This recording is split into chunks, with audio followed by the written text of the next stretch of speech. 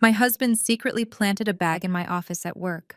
I found it and realized what was inside could have sent me to federal prison for decades. So I quietly moved it into his luggage instead. At the airport security checkpoint, he completely lost his mind on the spot. My name is Nia.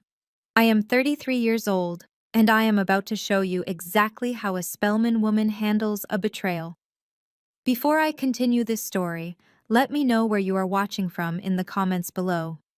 Hit like and subscribe if you have ever had to stand up to someone who vastly underestimated your intelligence. The fluorescent lights of Hartsfield-Jackson Atlanta International Airport beamed down on the endless sea of travelers. It was a typical Friday afternoon, chaotic and loud with the constant hum of rolling suitcases and overlapping announcements echoing across the domestic terminal. I sat comfortably on a plush leather chair in a second-floor balcony lounge, sipping an iced matcha latte. From my vantage point, I had a perfect, unobstructed view of the main TSA security checkpoint down below. My designer sunglasses shielded my eyes, but my focus was sharp and unwavering. I was watching my husband Julian. Julian was 35 years old, a charismatic and incredibly arrogant real estate developer who proudly wore his Morehouse College alumni status like a badge of superiority. Down below, he stood in the priority screening line, shifting his weight from foot to foot. He wore a tailored linen suit that screamed old money, looking every bit the successful Atlanta elite he desperately wanted everyone to believe he was. He thought he was flying out to Cabo for a solo business retreat. He had kissed my cheek that morning, smelling of expensive cologne and lies, promising he would call me the second he landed in Mexico. I knew the truth. I knew he was not going alone. I knew Vanessa, his young assistant with a penchant for designer bags she could not afford on her salary, was waiting for him at the gate. But more importantly, I knew exactly what was hidden inside his vintage Louis Vuitton carry-on bag. As I took another slow sip of my iced latte, the scene I had orchestrated began to unfold flawlessly. Julian placed his carry-on onto the conveyor belt. He pushed his phone and watch into a plastic bin, flashing $1 million smile at the female TSA agent. He strolled through the metal detector with the unearned confidence of a man who believed he was untouchable. But as his Louis Vuitton bag passed through the X-ray scanner, the belt suddenly stopped. I watched the TSA agent lean closer to her monitor. Her casual demeanor instantly vanished. She hit a button, and the conveyor belt reversed, running the bag through the scanner a second time. Julian stood at the end of the line, checking his bare wrist out of habit, completely unaware that his entire life was about to collapse. A supervisor approached the scanning station. I leaned forward in my balcony seat, resting my elbows on the glass railing. The supervisor pointed at the screen, then looked directly at Julian. They flagged the bag for secondary screening. Two armed airport police officers materialized from the surrounding crowd, stepping quietly behind Julian. The TSA supervisor carried the bag to a stainless steel inspection table. "Sir, is this your bag?" he asked. I could not hear the words over the din of the airport, but I could read Julian's lips perfectly. "Yes, of course," he replied, visibly annoyed by the delay. "I am running late for a flight to Cabo." The supervisor unzipped the main compartment. Julian crossed his arms, tapping his foot impatiently. The agent moved aside a stack of neatly folded designer shirts. Then he reached into the lining and pulled out the items. First came the thick bundles of cash. $200,000 in crisp, uncirculated bills, held tightly together by heavy-duty banking bands from a financial institution in the Bahamas. Julian's arms dropped to his sides. His mouth fell open. But the supervisor was not done. He reached back into the bag and pulled out a heavy, dark object wrapped in a microfiber cloth. He peeled back the fabric to reveal a sleek, matte black handgun, an unregistered firearm with the serial numbers meticulously filed off. The reaction was instantaneous. The two police officers standing behind Julian grabbed his arms, twisting them sharply behind his back. Julian shrieked, his polished facade shattering into a million pieces of sheer panic. He thrashed against the officers, screaming at the top of his lungs. "That is not mine. I have never seen that before. Somebody planted that." His voice echoed all the way up to my balcony, a desperate high-pitched wail that drew the attention of hundreds of passengers. Travelers stopped in their tracks, pulling out their phones to record the handsome businessman being wrestled to the floor by law enforcement. "Let me go!" Julian hollered, his face pressed against the cold linoleum tiles. "You have the wrong man. I am a respected developer. Let me call my wife. I need to call my wife. She works in wealth management. She can clear this up." I watched as an officer patted him down, retrieved his belongings from the plastic bin, and allowed him to hold his phone with trembling hands. Up on the balcony, my phone began to vibrate violently against the glass table. The caller ID flashed Julian's face, a smiling, handsome portrait taken during our anniversary trip to Paris. A trip where he had likely been texting Vanessa the entire time. The phone buzzed and buzzed, dancing across the tabletop. I let it ring. I watched the desperation consume him down below as it went to voicemail. He dialed again immediately. He was crying now, tears streaming down his face as federal agents arrived on the scene, securing the unregistered weapon and the suspicious currency. He was begging the officers, begging his phone, begging the universe to save him from a trap he had entirely built for himself. I picked up my phone. I did not answer the call, but I opened our text message thread. I typed slowly and deliberately, savoring every single keystroke. "Have a nice flight, baby. Watch out for customs." I hit send. I watched him look down at his phone screen. I saw his entire body go rigid as he read my words. The realization washed over him like a tidal wave of ice water. He looked frantically around the massive airport terminal, searching the crowds, searching the balconies, suddenly understanding that he was not the predator in this scenario. He was the prey. I blocked his number, took one last sip of my matcha latte, and stood up from my chair. I turned my back on the chaos, walking away as they dragged my husband out of the terminal in handcuffs. To understand the absolute satisfaction I felt watching Julian lose his freedom, you have to understand what I discovered exactly 48 hours earlier. It was Wednesday evening, late into the night. The skies over Atlanta were dark and heavy with rain. I was alone in my corner office at the wealth management firm in Buckhead, surrounded by financial reports and audit spreadsheets. I had stayed late to review some irregular transactions I had noticed in my personal accounts. For weeks, I had suspected Julian was stealing from me. Small things at first: missing jewelry, unexplained withdrawals, luxury charges on shared credit cards that he brushed off as business expenses. But I am an auditor. I am a Spelman-educated financial expert who manages hundreds of millions of dollars for the most elite clients in the South. You do not get to steal from me and expect the math to simply vanish into thin air. Because of my suspicions, I had quietly hired a private security firm to install hidden microcameras in my office and throughout our home. I wanted undeniable proof to use in a divorce proceeding. What I found instead was a conspiracy so vile it took my breath away. That Wednesday night, I needed a specific legal document from my personal office, safe, a heavy steel box bolted beneath my mahogany desk. I inputted my passcode and pulled the heavy door open. Tucked behind my property deeds and passport was a worn black canvas duffel bag. I had never seen it before. My heart rate spiked. I pulled the bag out, placing it on my desk. It felt unnervingly heavy. The zipper stuck slightly, but I forced it open. The smell of old canvas and metallic oil hit my senses first. Inside the bag were thick stacks of cash banded tightly together. My mind raced as I calculated the volume. It had to be at least $200,000. Beneath the money lay a cold, heavy object wrapped in a cloth. I peeled back the fabric and found the firearm. It was a matte black pistol, the serial numbers visibly scratched away, rendering it a ghost weapon. My hands began to shake, not from fear, but from a terrifying realization of danger. But the final item in the bag was what truly illuminated the depth of Julian's betrayal. Tucked into a side pocket was a pristine, white USB flash drive. I plugged it into an offline secure laptop I used for isolating suspicious files.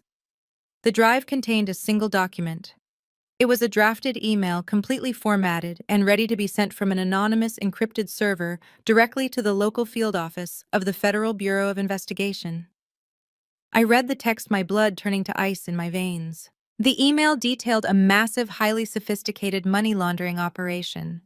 It named my wealth management firm. It named my specific corporate accounts. And it named me, Nia Caldwell, as the sole architect of the crime. The email falsely claimed that I was using my elite status and client portfolios to wash illicit funds from overseas accounts.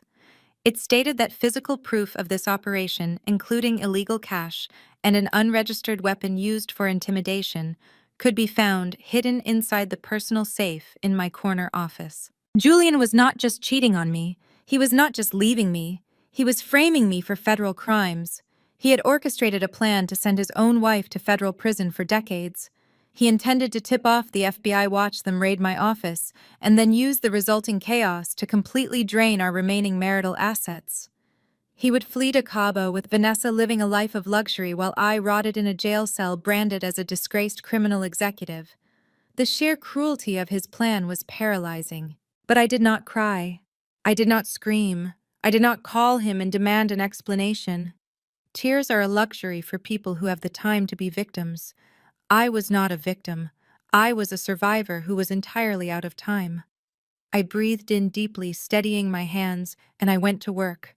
I accessed the encrypted feed from the hidden camera I had installed in my office just 2 weeks prior. I rewound the footage, scanning through the days until I hit Tuesday evening. There, in high definition, was my husband. Julian had used his spouse access card to enter my building after hours. The camera captured him walking into my office holding the black duffel bag. It captured him inputting the safe code, a code he must have watched me type from over my shoulder at home. It captured him shoving the bag into the back of the safe, closing the door, and then standing up. The camera caught the unmistakable, arrogant smirk on his face as he looked around my office, admiring his own handiwork. He looked so incredibly pleased with himself, entirely unaware that he was sealing his own fate on a hidden digital lens. I spent the next 4 hours executing a flawless counter-operation. I put on a pair of latex gloves from the emergency first aid kit in the break room. I carefully removed the duffel bag from the safe. I wiped down the safe interior with a microfiber cloth and a cleaning solution, ensuring absolutely no trace of the bag remained. I wiped the exterior of the bag, the cash bands, and the cloth wrapping the firearm. I transferred the contents into a sterile shopping bag. I took the USB drive, permanently wiped its data using military-grade scrubbing software, and physically destroyed the drive with a heavy paperweight, tossing the shattered pieces into a commercial dumpster blocks away from my office. I drove home at 3 in the morning. The house was silent. Julian was fast asleep in our master bedroom, dead to the world, dreaming of his impending Mexican getaway.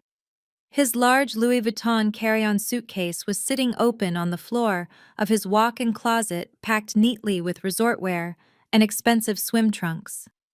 I moved like a ghost.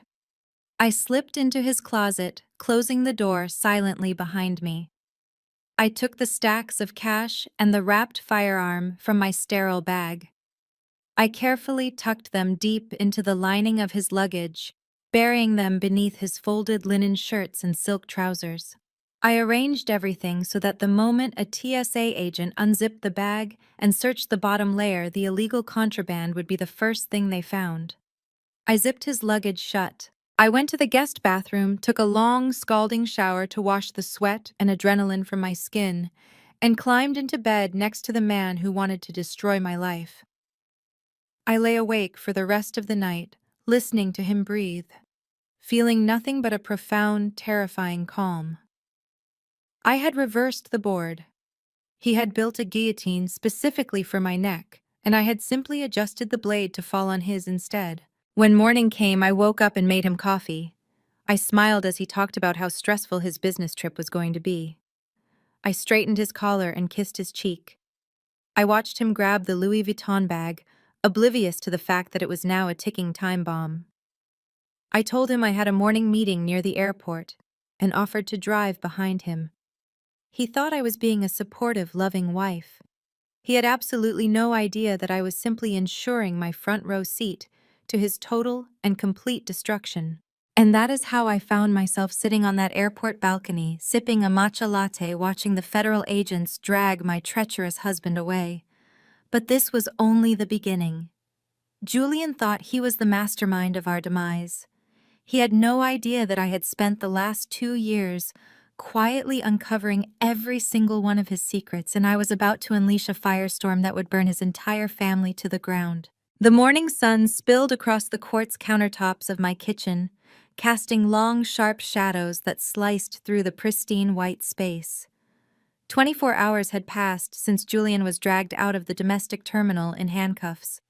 The house, usually suffocating under the weight of his ego, felt incredibly light. I stood at the island wearing a silk robe, methodically slicing a fresh grapefruit. The espresso machine whirred in the background, a comforting rhythmic sound that perfectly matched my internal calm. I had slept for a solid 8 hours. It was the best rest I had gotten in 2 years. I took a moment to appreciate the absolute silence of my Buckhead mansion. Floor-to-ceiling windows offered a panoramic view of the lush, manicured landscape outside. This house was a testament to success, a physical manifestation of late nights, grueling audits, and relentless corporate ladder climbing.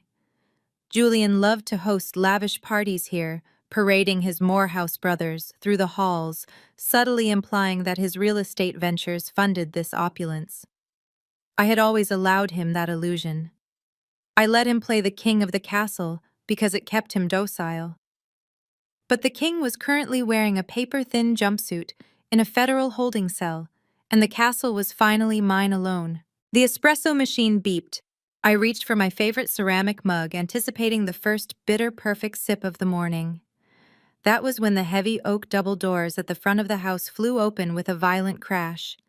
The sound echoed through the foyer, followed by the frantic clicking rhythm of aggressive high heels striking the hardwood floor. I did not flinch. I did not drop my knife.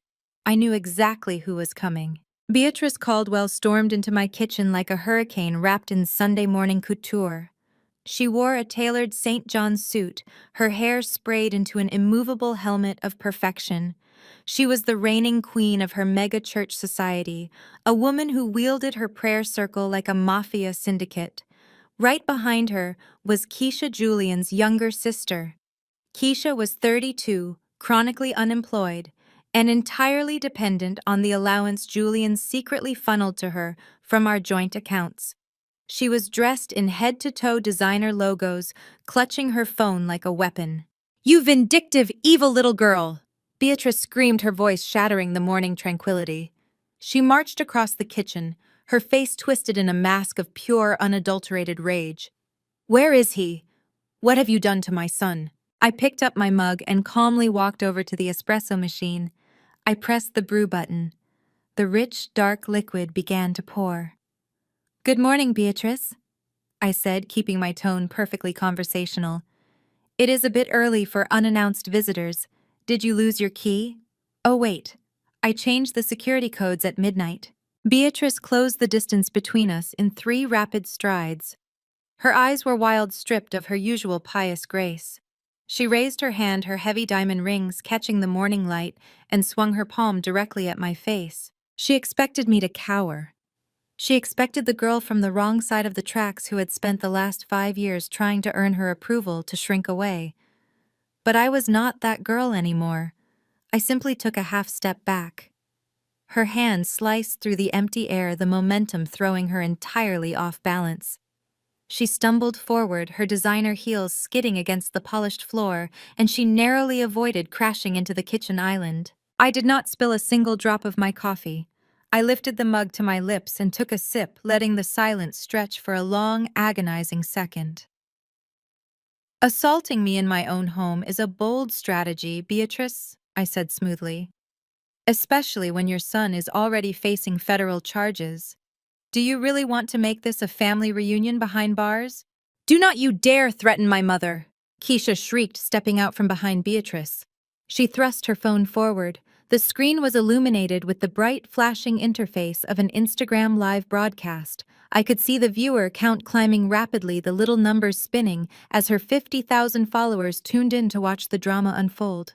Keisha fancied herself a luxury lifestyle influencer, though her entire brand was subsidized by my hard work. "I am live right now, Nia," Keisha yelled, making sure her voice carried clearly into the microphone. "Everyone is watching. I want the whole world to see exactly what kind of person you really are. You framed him. You planted that stuff in his bag because you knew he was going to leave you." "Did he tell you he was leaving me?" I asked, raising an eyebrow. "Or did he just tell you he was going on a business trip?" Keisha ignored the question, turning the camera to focus squarely on my face. She angled her phone to capture my silk robe and the expansive, luxurious kitchen behind me. "Look at her, y'all." Keisha addressed her digital audience, her voice dripping with venom. "Look at this ghetto gold digger." Julian picked her up from the projects, gave her the Caldwell last name, brought her into high society, and this is how she repays him. She gets mad, gets jealous, and tries to send an innocent black man to federal prison so she can steal our family money. The sheer audacity of her statement was almost comical. The Caldwell family money was an illusion, a house of cards built on debt fraud and a desperate need to maintain appearances. They were drowning, and I had been the only life raft keeping them afloat. But Keisha was playing to her audience, utilizing every toxic stereotype she could weaponize against me. "She set him up," Beatrice chimed in, stepping into the frame of the live stream, adjusting her suit jacket to ensure she looked presentable for the internet. "My son is a God-fearing man, a pillar of this community. He builds homes for people. He donates to the church. He has never touched a weapon in his life, and he certainly does not deal in dirty money. This woman is sick. She is deeply unstable, and she orchestrated this entire nightmare because Julian finally realized she was unfit to be his wife." I leaned against the counter, watching the two of them perform. They were incredibly synchronized, a mother and daughter duo who had spent their entire lives manipulating narratives to suit their needs. They truly believed that if they yelled loud enough, if they publicly shamed me in front of enough people, I would break. They thought the threat of social ruin would force me into submission. "Call your lawyers right now," Keisha demanded, shoving the phone closer to me. "Call those high-priced attorneys you keep on retainer and tell them to go bail my brother out. Tell them you made a mistake. Tell the police the bag was yours. If you do not fix this right now, Nia, I swear to God I will ruin you in this city. You will never show your face in Atlanta again." "You have 5 minutes to get on the phone with the FBI," Beatrice added, her voice dropping to a menacing hiss. "You will march down to that precinct and you will sign a full confession. You will tell them you suffered a mental breakdown. You will say you packed his bag in a fit of delusion. You will clear my son's name or I will personally ensure you are destroyed." I looked at the phone screen. The comments were scrolling by at lightning speed. People were tagging gossip blogs, calling me names, demanding answers. Keisha was thriving on the attention, her eyes wide with the thrill of viral engagement. She thought she had me trapped. She thought the presence of an audience would force me to perform the role of the apologetic, hysterical wife. They fundamentally misunderstood the rules of the game we were playing. They thought this was a battle over social standing. They thought this was about who looked better on the internet or who had more clout in the church pews. They did not understand that I was not playing for social points. I was playing for absolute, unconditional destruction. I set my coffee mug down on the counter. The soft clink echoed sharply, cutting through their frantic shouting. I stood up straight, squaring my shoulders, and looked directly into the lens of Keisha's camera. I did not blink. I did not raise my voice. I projected the cold, calculated authority of a woman who held every single winning card in her hand. "Are you quite finished?" I asked. My voice was dangerously quiet, the kind of quiet that precedes a devastating storm. Keisha sneered, keeping the camera steady. "I am not finished until you get my brother out of a cage." "Julian is in a cage because he is a criminal," I said, evenly holding her gaze. "But since you are so eager to broadcast family business to 50,000 strangers this morning, let us give your audience a real show. Let us talk about the Caldwell family money you claim I am trying to steal." Beatrice's eyes narrowed. "Do not you dare try to spin this."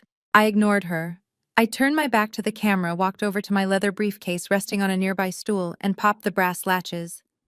I reached inside and pulled out two thick, heavy folders sealed with bright red tabs. The weight of the paper in my hands felt like absolute power. I walked back to the kitchen island and tossed the first folder directly onto the marble surface right in front of Beatrice.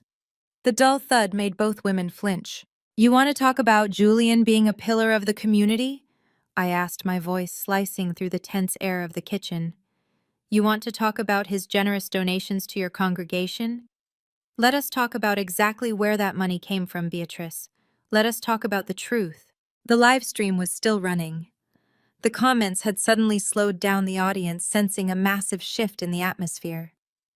Keisha's grip on her phone faltered slightly, her influencer bravado cracking under the sheer intensity of my composure. Beatrice stared at the red folder, a sudden, unpredictable hesitation flickering across her perfectly made-up face. She did not know what was inside, but her survival instincts were finally kicking in, warning her that she had just walked into a fatal ambush. I placed my hands flat on the island, leaning closer to my mother-in-law. I was about to dismantle her entire life, and I was going to do it live on the internet. "Welcome to the broadcast, everyone," I said loudly and clearly, making sure the microphone picked up every single syllable. "Since Keisha wants to make our family business a matter of public record this morning, I think it is only fair that her followers get the full, unvarnished truth. You all tuned in to see a gold digger getting exposed. Well, you are about to get your wish. Just make sure you are looking at the right person." Keisha shifted her weight, her phone trembling slightly in her grip. "What are you talking about?" she snapped. "Stop playing games and call your lawyers." "I do not need to call my lawyers, Keisha," I replied, tapping my manicured fingernail against the heavy red folder resting on the marble counter. "Because my lawyers already have copies of everything inside this file, and so does the forensic accounting firm I hired 3 weeks ago." I flipped the red cover open. Inside were hundreds of pages of bank statements, wire transfer logs, shell company registrations, and heavily highlighted church ledger entries. I flattened the stack of papers, smoothing my hand over the top sheet. "Beatrice," I began, my voice echoing off the high ceilings of my kitchen, "you have spent the last 5 years telling everyone in your mega church that Julian is a blessing to the community. You boast about his real estate developments. You brag about his generous tithes. You stand at the pulpit every Sunday as the church treasurer, commanding respect and demanding financial transparency from your congregation." Beatrice stiffened. Her flawless posture became incredibly rigid. "My service to the Lord has nothing to do with your vicious lies," she hissed, though her eyes darted nervously down to the exposed bank logos on the documents.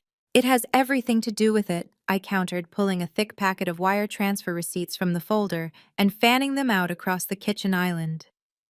"Because your golden boy son is not a successful real estate developer. Julian has not closed a legitimate, profitable real estate deal in over 2 years. His company is drowning in debt. He has been funding his luxury lifestyle, his designer suits, and his trips to Cabo by stealing." "Liar!" Keisha yelled, thrusting the phone closer to my face. "Julian is a millionaire." "Julian is a thief," I corrected, staring dead into the camera. "And he did not just steal from anyone. He stole from the exact people who trusted him the most. For the past 18 months, Julian has systematically embezzled $500,000 directly from the Greater Hope Ministries Building Fund." The silence that fell over the kitchen was deafening. Even Keisha stopped breathing for a fraction of a second. Beatrice let out a sharp gasp, her hand flying up to cover her chest. "You see," I continued, addressing the live stream audience directly now, "the church has been raising money to build a new community center for at-risk youth. It is a beautiful project. Hundreds of hardworking families donated their hard-earned savings. But that community center is never going to be built, because Julian funneled $500,000 of that money into 3 different dummy corporations." I picked up a document featuring the official letterhead of the state corporate registry. I held it up for the camera to capture perfectly. "These LLCs exist only on paper," I explained, ensuring my voice was steady and authoritative. "Apex Development Holdings, Vanguard Urban Solutions, Pinnacle Realty Trust. They sound very professional. But they do not own any property. They do not have any employees. They are empty shell companies, registered to a registered agent service in Delaware, secretly controlled by Julian Caldwell. He generated fake invoices for contracting work that was never performed, billed the church building fund, and transferred the cash directly into his own pockets. "Turn that camera off!" Beatrice suddenly shrieked, lunging toward Keisha. Her previous bravado had completely evaporated, replaced by a raw, visceral panic. "Do not you dare turn that off," I commanded, my voice cracking like a whip. Keisha froze, caught between her mother's terror and the addictive thrill of a viral moment. The viewer count on the screen had skyrocketed. The numbers were blurring as thousands of people flooded into the broadcast. "Leave the camera on," I told Keisha. "Your followers need to see the best part." Because Julian could not have stolen $500,000 from the church building fund all by himself. He needed someone on the inside. He needed someone with direct access to the church financial accounts. He needed someone who could authorize massive wire transfers and doctor the internal ledgers to hide the missing cash. I turned my gaze slowly back to Beatrice. The blood had entirely drained from her face. Her tanned skin looked sickly and gray under the bright kitchen lights. Her breathing had become rapid and shallow. "He needed the church treasurer," I said, letting the words hang heavily in the air. "I did not," Beatrice stammered, her voice shaking uncontrollably. "I did not know what he was doing. He said the church was investing in his projects. He said it was a temporary loan. He promised he would put the money back before the annual audit." "A temporary loan?" I laughed, a sharp, humorless sound. "Beatrice, you are a 60-year-old woman who has managed corporate accounts for decades. You know exactly what a fake invoice looks like. You authorized 27 separate wire transfers over the course of 18 months. You signed off on every single one of them. You knowingly bypassed the church board of directors. You bypassed the finance committee. You used your sole authority as treasurer to bleed your own congregation dry so your son could pretend to be a mogul. He promised he would pay it back," Beatrice cried out, tears ruining her perfectly applied mascara. "He said he just needed to cover some short-term debts. He is my son. I had to help him."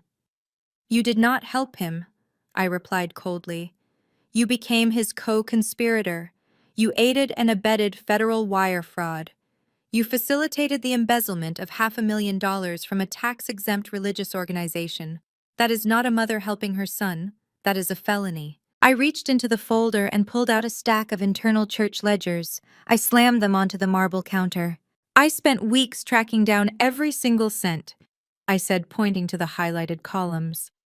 "I matched the dates of your authorized wire transfers to the exact days Julian's dummy corporations purchased his luxury vehicles, paid off his underground gambling debts, and funded his extravagant trips. The paper trail is absolutely flawless. It is a straight, undeniable line from the collection plate to Julian's pockets, with your signature authorizing every single step of the journey." Beatrice began to tremble. Her hands shook violently as she stared at the document spread across my kitchen island.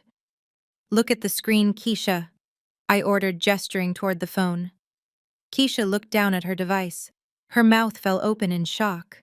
The live chat was moving so fast, it was nearly impossible to read, but the overarching theme was crystal clear.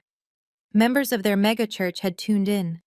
The comments were an explosion of outrage, heartbreak, and fury. "Sister Beatrice stole our money," one comment read. "We gave our rent money for that youth center." Another flashed across the screen. "Arrest her right now." "Julian is a fraud and his mother is a thief." "The deacons are calling the police." The entire congregation was watching their revered treasurer get exposed in real time. The flawless, pious reputation Beatrice had spent her entire adult life cultivating was burning to the ground right in front of her eyes. Decades of social climbing, networking, and religious posturing were wiped out in a matter of minutes. "If I hand this red folder over to the Federal Bureau of Investigation," I said, my voice dropping to a low, lethal register, "Julian will not be the only member of the Caldwell family wearing a jumpsuit. You will be indicted as a co-conspirator, Beatrice. You will face federal wire fraud charges. You will face embezzlement charges.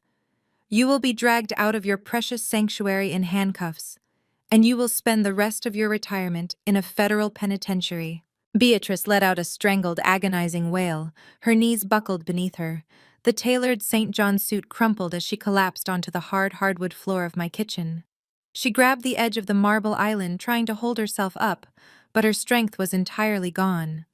She dropped to her hands and knees, gasping for air, her chest heaving as she began to hyperventilate. "Mom!" Keisha screamed, finally dropping the phone to her side, though the camera lens was still pointed directly at her mother sobbing on the floor. "You wanted me to call my lawyers to fix Julian's mess," I said, looking down at Beatrice as she gasped for breath. "You broke into my home, assaulted me, and demanded I take the fall for his crimes. You truly believed I was weak enough to let you bully me into submission, but you brought a temper tantrum to a war zone." Beatrice could not form words. She was clutching her chest, letting out short, panicked wheezes. The reality of federal prison was crushing her lungs. She looked up at me, her eyes begging for a mercy she had never once shown me during our entire relationship. "Please!" Beatrice choked out tears and makeup streaming down her face, ruining her expensive clothes. "Nia, please, do not give them the folder. I will do anything. We will pay it back. I will sell my house. Just do not call the feds, please." I looked down at her, feeling absolutely no pity. I had spent years dealing with her passive-aggressive insults, her snide remarks about my background, and her relentless attempts to make me feel unworthy of her precious son. She had smiled in my face while actively helping Julian steal from her own community just to maintain their fake lifestyle. "You cannot pay it back, Beatrice," I stated flatly. "The money is gone. Julian blew it all. There is nothing left to salvage. You are out of time, out of money, and completely out of options." I picked up my espresso mug and took another slow sip. The coffee was still warm. The live chat on Keisha's phone was still exploding with rage from the betrayed church members. The trap had sprung perfectly, and the first domino had officially fallen. But I was not finished. I had another folder, and the Caldwell family had more secrets. I turned my attention to Keisha, who was staring at her mother in sheer, unadulterated horror.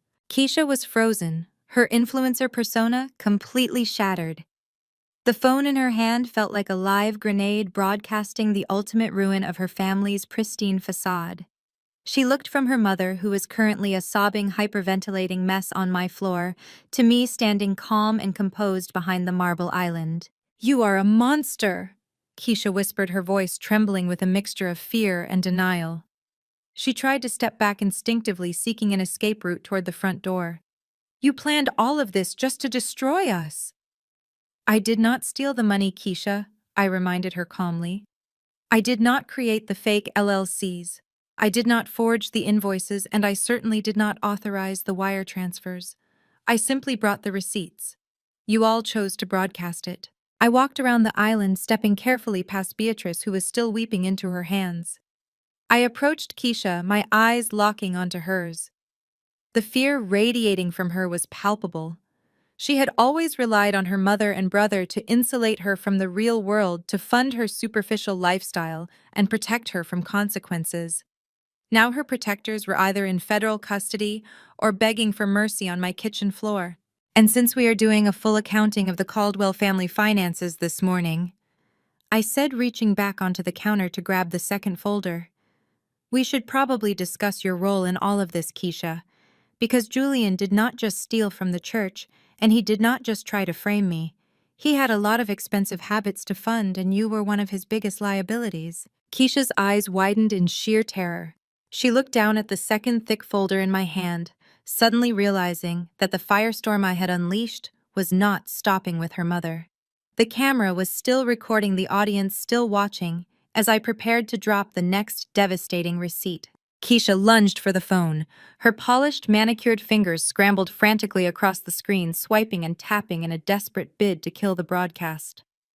Her breathing was ragged, her eyes blown wide with the sudden realization that the digital guillotine she had built for me was now swinging directly toward her own neck. "No, no, no, turn it off!" Keisha shrieked, her thumbs fumbling against the glass display. The device slipped in her sweaty grip. I moved faster. My hand shot out, clamping around her wrist with an iron grip. She gasped, freezing in place. With my free hand, I smoothly extracted the phone from her trembling fingers. I stepped back, adjusting my grip, and tapped the screen to lock the front-facing camera directly on her panicked face. I held the phone steady, making sure the angle perfectly framed Keisha's terrified expression and Beatrice's weeping form on the floor behind her. The viewer count at the top corner of the screen crossed 80,000. The entire city of Atlanta was watching. "Do not touch that button, Keisha," I said, my voice projecting crisp and clear into the microphone. "You wanted transparency. You wanted to expose a fraud to your followers. It would be incredibly rude to deny them the grand finale." "Nia, please," Keisha begged, her voice cracking. The tough, untouchable influencer persona had evaporated completely. She raised her hands, palms facing outward, retreating until her back hit the stainless steel refrigerator. "Whatever is in that folder, you do not have to do this. We are family." "We are not family," I corrected her, my tone dropping to a glacial chill. "We are collateral damage in your brother's disastrous financial schemes. And it is time your 50,000 followers learned exactly how you fund those shopping sprees and luxury vacations you post every single day." I balanced the phone against the heavy marble fruit bowl on the island, keeping the lens perfectly aimed at her. I flipped open the second red-tabbed folder. The crisp sound of turning paper echoed loudly in the quiet kitchen. I pulled out a stack of heavily redacted financial statements and held the first page up to the camera lens so the thousands of viewers could see the official bank letterhead. "Let us begin with the Caldwell Family Trust," I announced, tapping the top of the page. "The trust fund left to you by your late grandfather. The fund that was supposed to secure your future, pay your rent, and cover your tuition at the Savannah College of Art and Design. You love bragging about that trust fund on your daily vlogs, do not you, Keisha?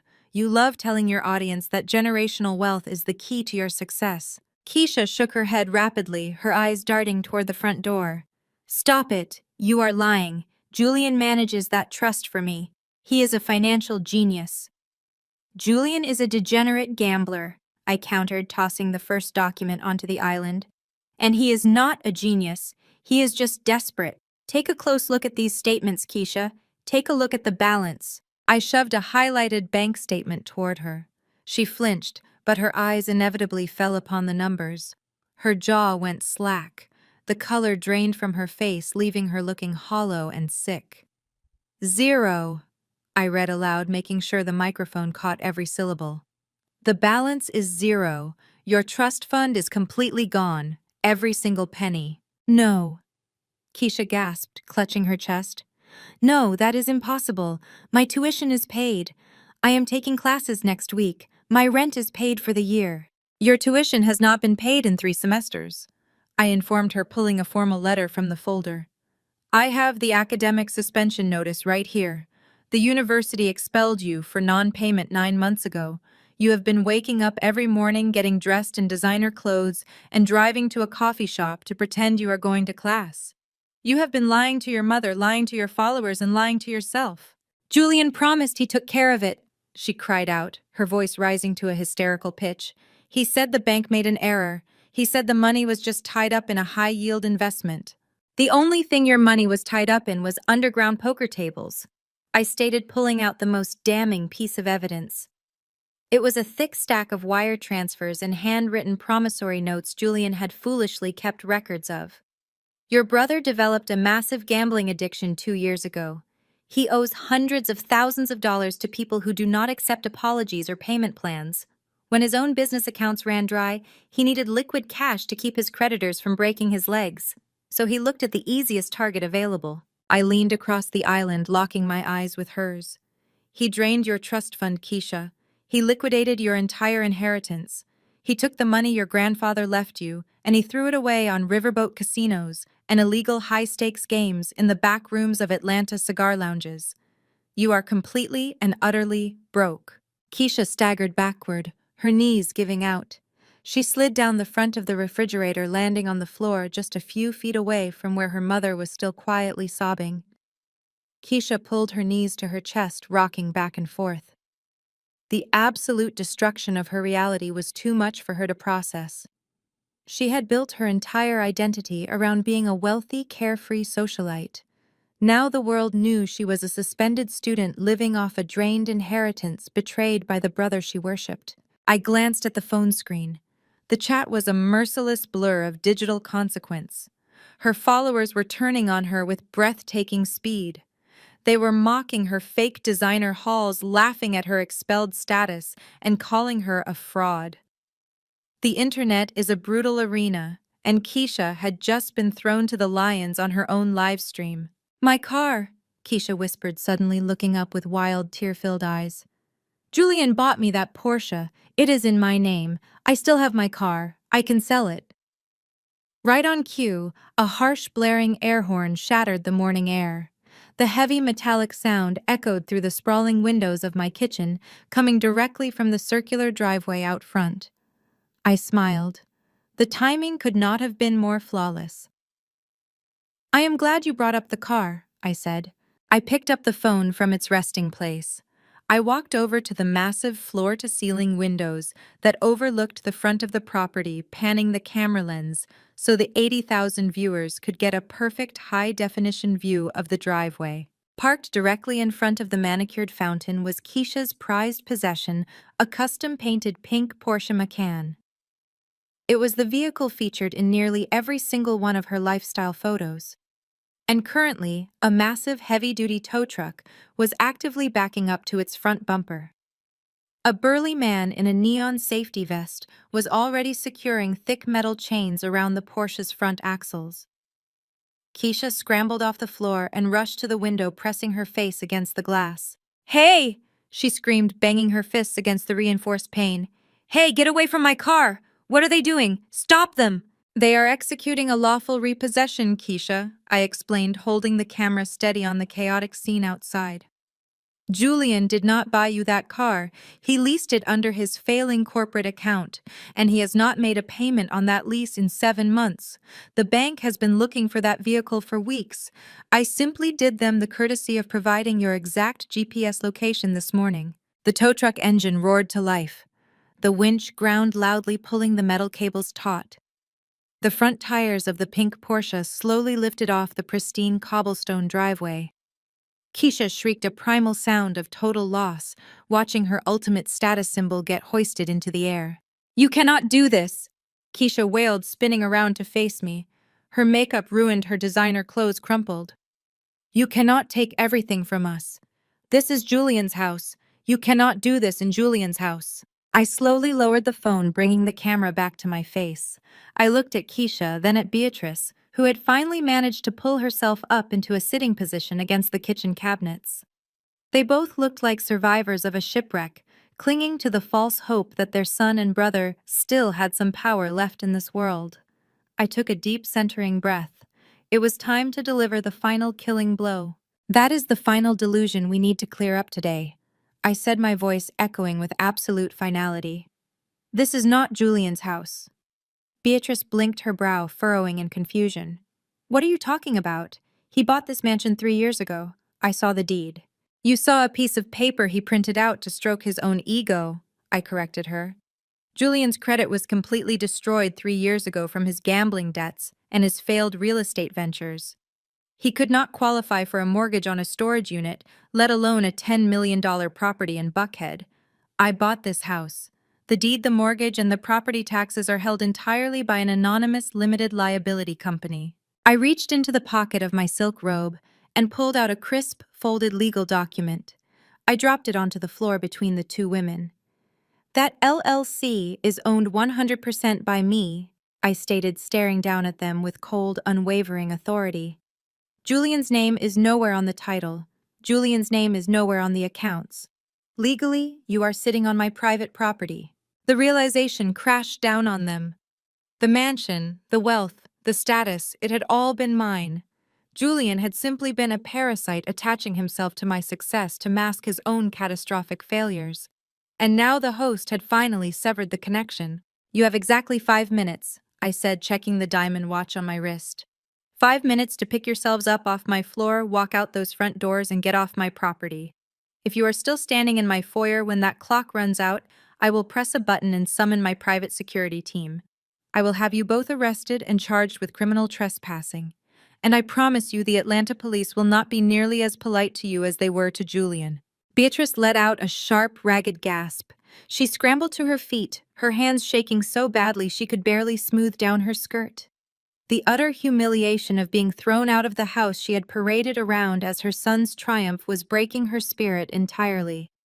She grabbed Keisha's arm, pulling her daughter violently away from the window. "Let us go," Beatrice hissed, her voice hollow and defeated. "We are leaving." "But my car," Keisha sobbed, looking frantically out the window as the tow truck began to pull away, carrying the pink Porsche down the long, winding driveway. "How are we supposed to get home?"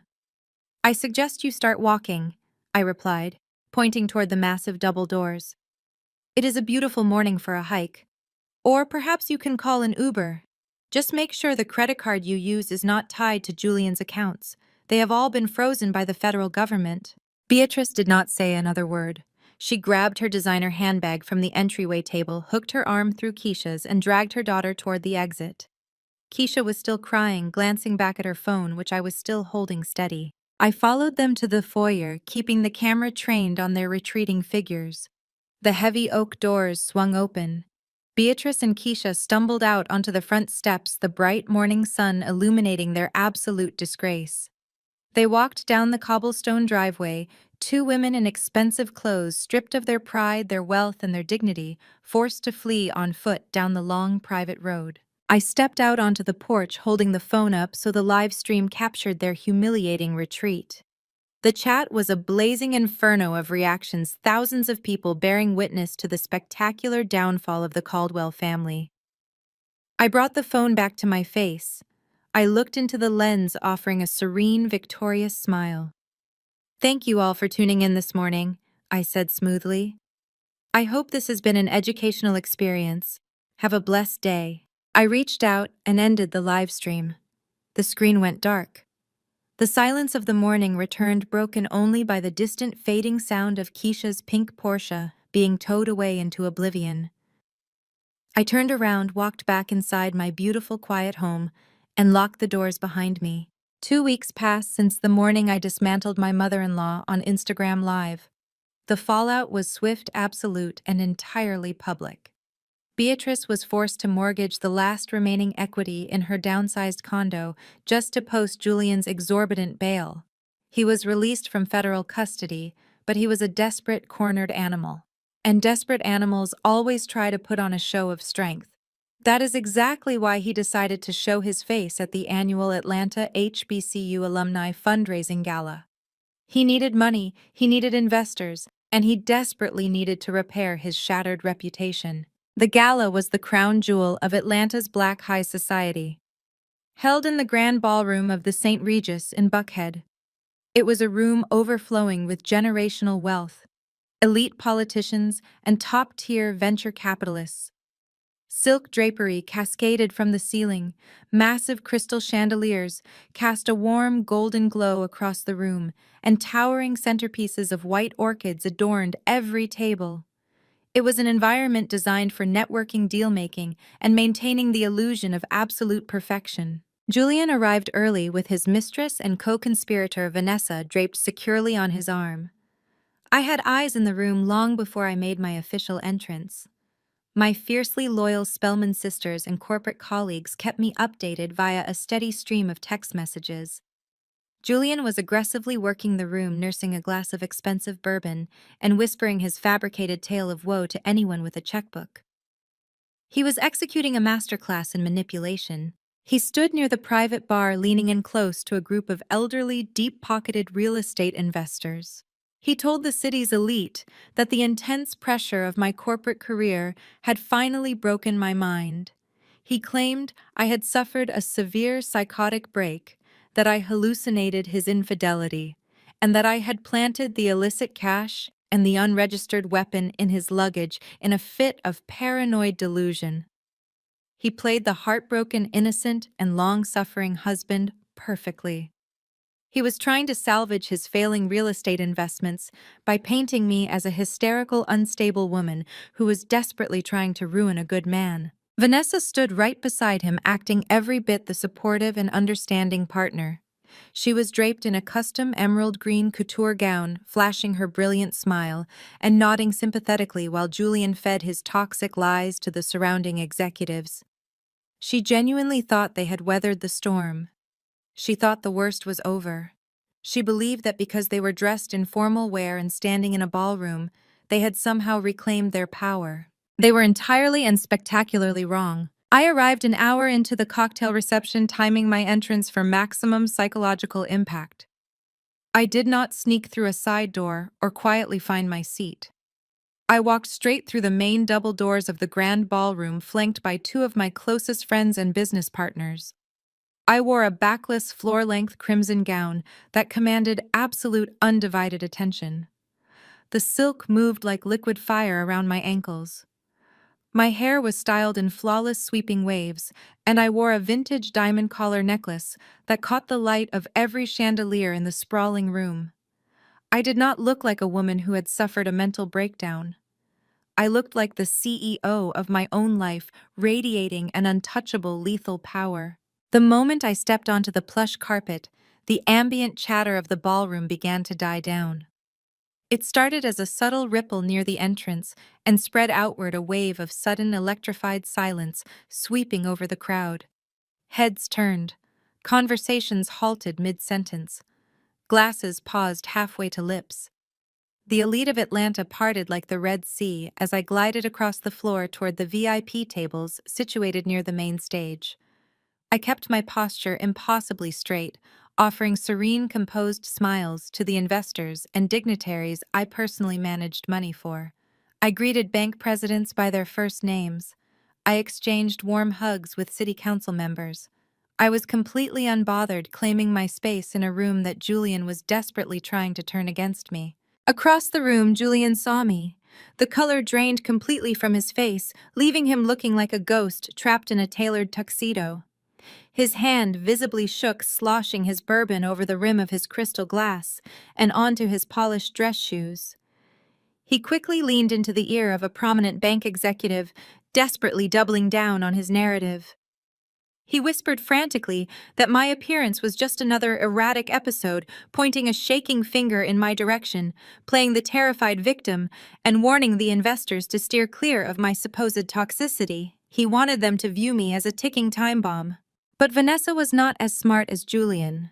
She was younger, far more arrogant, and entirely blinded by her own inflated ego. She saw me sitting at my reserved VIP table sipping a glass of vintage champagne, surrounded by respected colleagues who were greeting me with absolute reverence.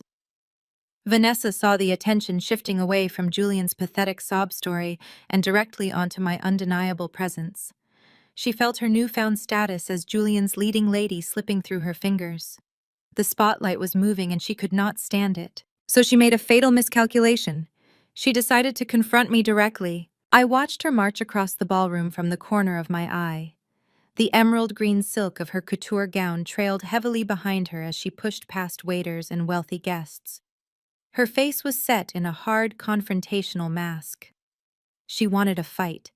She wanted to provoke me into an ugly argument, hoping I would raise my voice, throw a drink, or do absolutely anything to validate Julian's claim that I was an angry, unstable woman. She wanted to trigger the stereotype. She wanted to goad me into performing the role of the bitter, hysterical ex-wife for the wealthy donors watching our every single move. Vanessa stopped directly in front of my table, placing her hands aggressively on her hips. She did not bother keeping her voice down. In fact, she projected her words loudly, ensuring the surrounding VIP tables could hear every single syllable of her attack. "You have a lot of nerve showing your face here tonight, Naya." Vanessa sneered, her voice dripping with venom and entirely lacking in class. "After what you tried to do to Julian, you really think these people do not know you are completely crazy?" I did not stand up. I did not raise my voice. I did not even break my posture. I slowly lowered my champagne flute to the table, crossed my legs elegantly, and looked up at her with an expression of mild, polite curiosity. "Good evening, Vanessa," I said smoothly, my voice perfectly modulated. "That is a lovely gown. Did you buy it before or after Julian drained his mother's retirement account to pay his bail bondsman?" Several people at the adjacent tables gasped audibly. A few executives turned their chairs to watch the spectacle unfold. Vanessa's face flushed a deep, angry crimson. My calm demeanor infuriated her. She leaned closer, slamming her palms flat against my table, invading my personal space in a desperate attempt to assert dominance. "You think you are so smart," Vanessa practically yelled, completely abandoning any pretense of high society etiquette. "You think because you have money and a fancy degree that you are better than me. But Julian never loved you. He told me everything. He laughed at you behind your back every single day. He told me you were cold, boring, and obsessed with your job. You were nothing but a paycheck to him." She stood up straight, tossing her hair over her shoulder, playing directly to the silent watching crowd. She was digging her own grave with extraordinary enthusiasm. "He only stayed with you for your credit score," Vanessa announced loudly, her voice echoing in the sudden heavy quiet of the ballroom. "He needed your pristine little financial reputation to secure his commercial real estate loans. You were nothing but a bank to him, and the minute he got what he wanted, he was always going to leave you for a real woman. Someone who actually knows how to make him happy. You are just bitter because you could not keep a man." She waited for me to snap. She was practically begging for it. She wanted the yelling, the finger pointing, the complete loss of emotional control. She wanted to prove Julian right. She wanted me to confirm the angry black woman stereotype in front of the very people who trusted me with their wealth. The air in the ballroom felt thick, charged with the kind of high-stakes tension that usually precedes a physical altercation. The string quartet playing in the background seemed to fade away entirely, overpowered by the sheer audacity of Vanessa's public display. I could see the reflection of the crystal chandeliers dancing in her furious, wide eyes. She was breathing heavily, her chest heaving against the tight bodice of her green gown, fueled by adrenaline and a profoundly misplaced sense of superiority. Julian, who had been watching from across the room, suddenly realized that his mistress had gone completely off script. His carefully crafted narrative of me being the aggressor was rapidly falling apart as Vanessa stood screaming at a seated, perfectly quiet woman. I saw him take a step forward, his hand reaching out as if he could somehow pull her back across the room, but he was frozen in place by his own cowardice. He knew that approaching my table meant facing me directly, and he did not have the spine for it. The city councilwoman seated to my left slowly set her fork down on her china plate, her expression a mix of absolute horror and refined disgust. The bank president across the table raised an eyebrow, exchanging a meaningful silent look with his wife. They were evaluating the scene precisely as I intended them to. They saw a loud, unhinged interloper attempting to terrorize a respected wealth manager. Vanessa mistook my silence for submission. She thought my refusal to engage in a screaming match meant she had won the exchange. She smirked, a cruel, triumphant expression settling over her features as she looked down at me. She truly believed she had successfully humiliated me in front of the Atlanta alumni elite. She believed she had cemented her place as the victor. She had no idea that I was simply giving her enough rope to hang herself. I was cataloging every insult, every loud accusation, and every boastful claim she made about Julian's finances. I was letting her build a mountain of public arrogance so the fall would be absolutely catastrophic. I reached out and gently picked up my champagne flute by its delicate crystal stem. I took a slow, deliberate sip, letting the sparkling vintage coat my throat. I lowered the glass and offered Vanessa a smile that contained zero warmth and absolute terrifying certainty. I had lured her perfectly into the kill zone, and she had walked right into it, completely blind to the fact that I was about to drop a nuclear bomb on her entire reality. "You think your silence makes you look classy?" Vanessa scoffed, shifting her weight from one stiletto to the other. She misinterpreted my absolute stillness for shock. She thought she had paralyzed me with her cruel little speech. "You think sitting there with your vintage jewelry makes you better than me? You are just a bitter ex-wife who could not keep her man interested. Julian is a visionary, and he needed a woman who actually matched his energy, a woman he could proudly build an empire with." To punctuate her absurd monologue, Vanessa dramatically raised her left hand, splaying her fingers wide so the overhead crystal chandeliers could catch the massive gemstone resting on her ring finger. It was a radiant cut diamond, easily 5 or 6 carats, set in a thick platinum band. She thrust her hand forward, practically shoving the jewelry into my line of sight. "He bought this for me yesterday," Vanessa bragged, her voice shrill with triumph. "He told me he wanted to symbolize our real future together. He said he never bought you anything this big because he never saw a real future with you. He is out here securing multi-million-dollar commercial deals, and he wants a wife who looks the part. He spares no expense for the woman he actually loves." I remained perfectly seated. My legs stayed elegantly crossed beneath the crimson silk of my gown. I did not flinch, and I did not look away from the glittering rock on her finger. I let her talk. I let her dig the hole deeper and deeper, watching her shovel the dirt over her own head with every arrogant word. The city councilwoman next to me exchanged a bewildered glance with the bank president across the table. They were seasoned veterans of Atlanta high society, and they recognized a fool when they saw one. "Are you entirely finished, Vanessa?" I asked, my tone conversational and shockingly light. "I am finished when I say I am finished," she snapped, emboldened by the fact that I had not yet retaliated.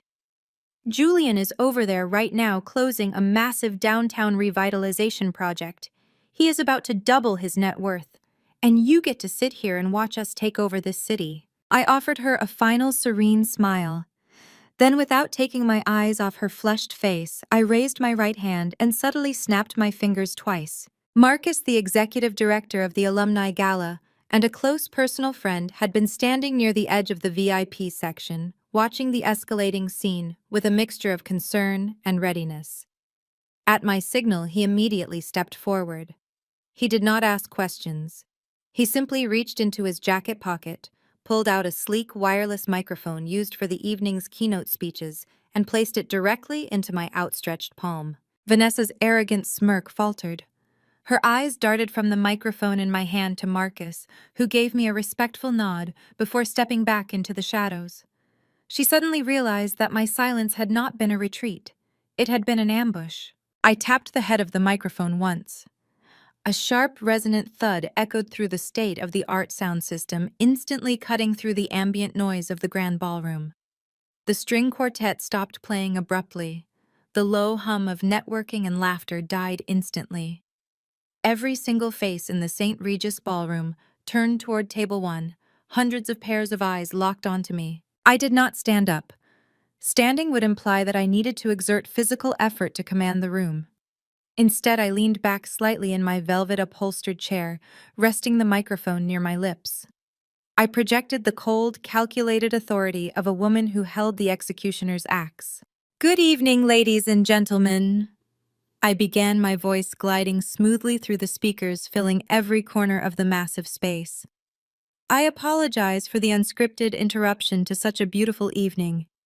But since my husband's charming companion has decided to loudly broadcast the intimate details of Julian Caldwell's financial portfolio to our table, I felt it was my fiduciary duty to ensure all of his prospective investors received the exact same transparency." Across the room, I saw Julian drop his bourbon glass. The heavy crystal shattered against the polished dance floor. The amber liquid splashed against the trousers of the real estate magnates he had been actively trying to swindle. He lunged forward, his face a mask of absolute terror, but the sheer density of the crowd and the sudden heavy silence kept him frozen in place. I turned my attention back to the VIP table, looking directly at the powerful men and women seated around me, and then shifted my gaze to Vanessa, who was now standing completely rigid, her arms still awkwardly half raised. "Vanessa has just informed us that Julian is a visionary on the brink of doubling his net worth," I announced, letting a dry, razor-sharp amusement color my tone. "She claims he is closing multi-million-dollar commercial deals.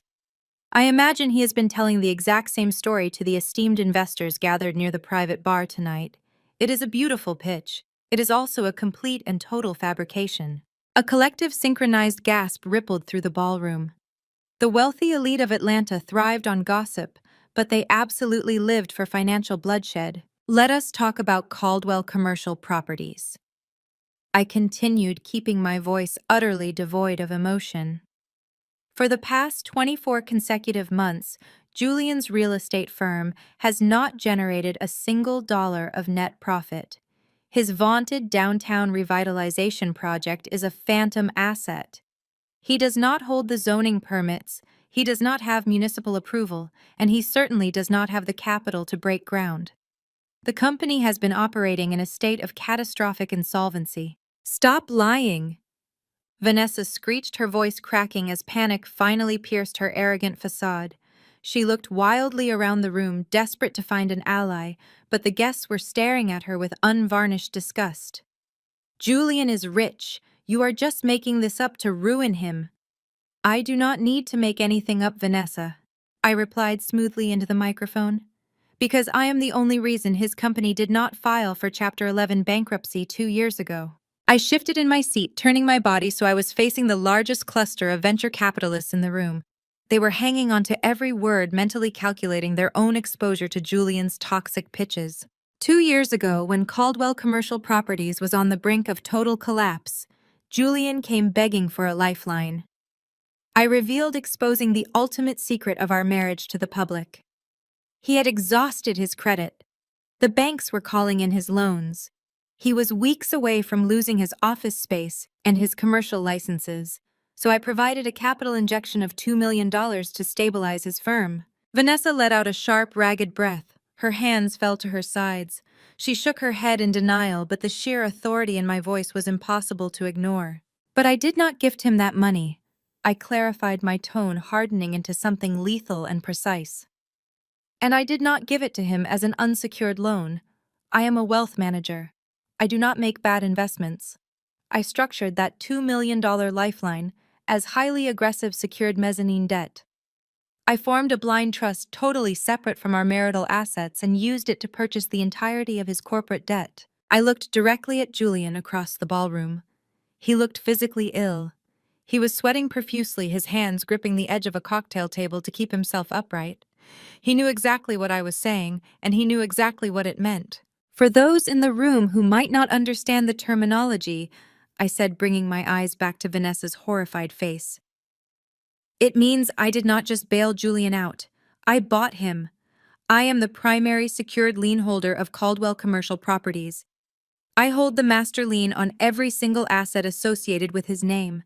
If his company defaults on its quarterly obligations, and as of yesterday afternoon, he has officially missed his third consecutive payment, I have the unilateral legal authority to seize everything.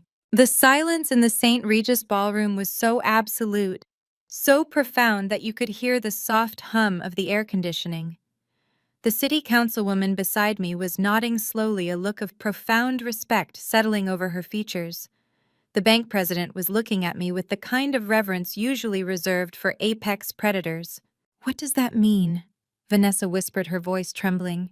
The aggressive couture-wearing mistress was gone, replaced by a terrified girl who realized she was standing in the middle of a minefield. It means I own the company, Vanessa. I explained, speaking slowly, so she could fully comprehend her own destruction. I own the commercial leases. I own the remaining liquidity in his business accounts. I own the title to the leased Mercedes he drove you here in tonight. I even own the bespoke tuxedo he is currently sweating through across the room. I leaned forward slightly, resting my elbow on the table, fixing my gaze entirely on her left hand. And it means, I added, my voice dropping to a dangerous, icy whisper that amplified perfectly through the speakers, that the massive radiant cut diamond ring you are currently flaunting in my face was purchased using a corporate credit card tied to an account that I legally control. He did not buy you a symbol of your future, Vanessa. He committed corporate theft against a secured creditor to buy you a shiny toy. Vanessa looked down at her hand as if the diamond had suddenly caught fire. She tried to tug it off her finger, but her hands were shaking too badly. I am the primary lien holder of your entire relationship, I concluded, leaning back into my chair and resting the microphone on the table. So before you march over to my table to lecture me about wealth, I highly suggest you make sure the man you are sleeping with actually owns the shoes on his feet. The microphone clicked softly as it settled against the linen tablecloth. Vanessa stood completely immobilized. The emerald silk of her gown suddenly looked less like armor and more like a neon target. She stared at me, her chest rising and falling in erratic, shallow gasps, her mind desperately trying to catch up to the reality of her own destruction. Across the ballroom, Julian remained anchored to his spot by the bar. The surrounding executives had physically taken steps away from him, treating him like a highly contagious disease. He made no move to rescue her. He made no move to defend himself. He simply watched, his eyes wide and vacant, completely paralyzed by the sheer magnitude of his public execution. I reached back into my leather portfolio resting on the chair beside me. The crowd held its collective breath. They knew the red folders contained financial ruin, but the document I pulled out this time was not bound in red. It was a single crisp sheet of official Atlanta Police Department stationery, bearing a freshly stamped blue seal at the top. I placed it flat on the table, smoothing the edges with deliberate care, and looked back up at Vanessa. "Let us return to the subject of that spectacular diamond," I said, my voice carrying easily in the silent room, even without the microphone. "It truly is a beautiful stone. Radiant cuts are incredibly difficult to source with that level of clarity. When Julian went to the jeweler in Buckhead yesterday afternoon, he wanted to make sure you felt valued. He wanted to make sure you felt like a queen. The problem, Vanessa, is that a man with zero liquidity and maxed out credit cannot walk out of a high-end jeweler with a 6-carat diamond on charm alone." Vanessa swallowed hard. She looked down at the ring, her fingers curling inward as if trying to hide the stone from view. "He used a corporate American Express card to make the purchase," I explained, leaning forward and tapping the police report with my index finger. "A sleek, heavy black card. It looks very impressive when you drop it on a glass display counter. But as I established just a few moments ago, Julian's company has been operating in a state of insolvency, and I am the secured lien holder of his corporate assets. That black card was issued under Caldwell Commercial Properties, which means the funds backing it belong to my LLC." A soft murmur swept through the surrounding tables. The wealthy patrons understood exactly where this was going. "I did not authorize the purchase of a $500,000 engagement ring for my husband's mistress," I stated clearly, my eyes locking onto hers.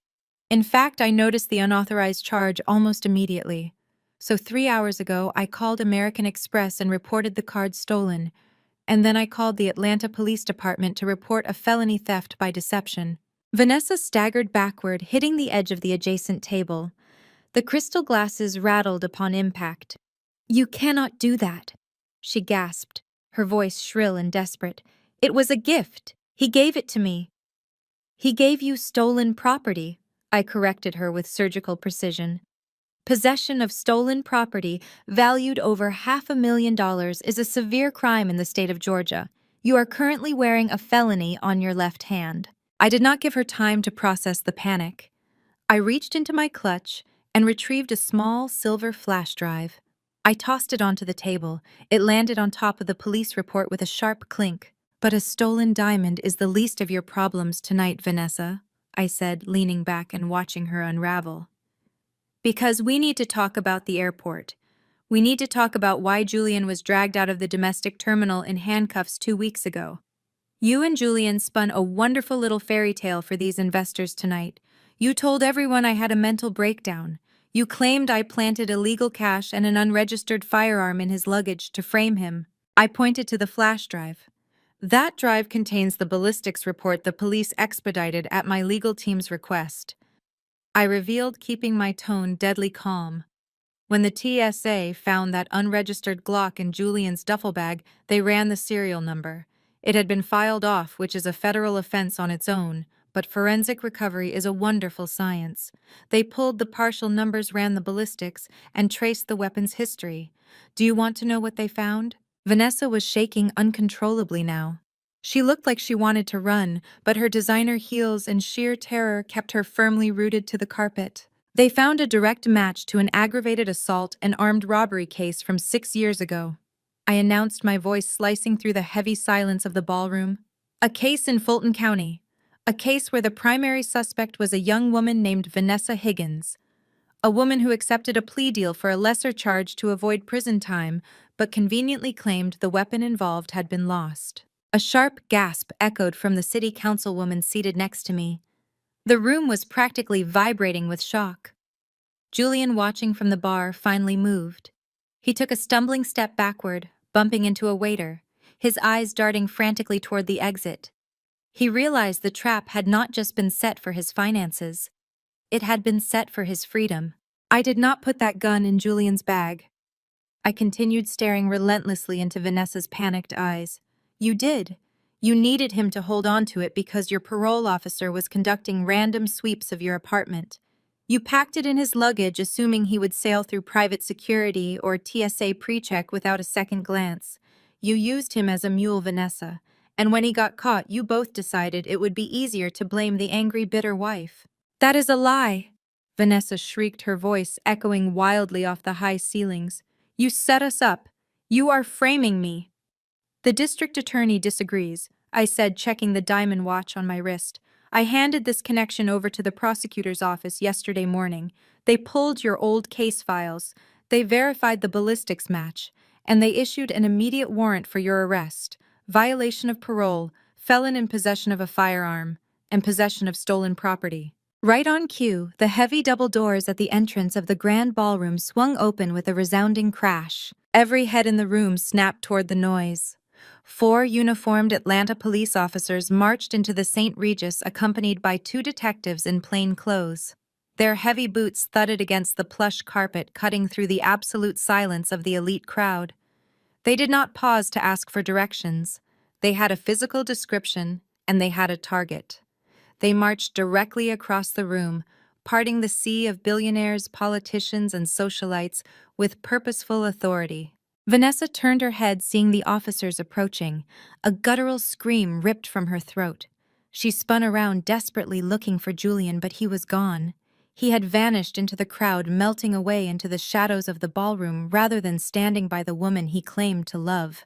He abandoned her to save his own skin, proving exactly what kind of man he truly was. Vanessa Higgins, the lead detective stated, his voice booming with official authority as he reached our table. You are under arrest. No.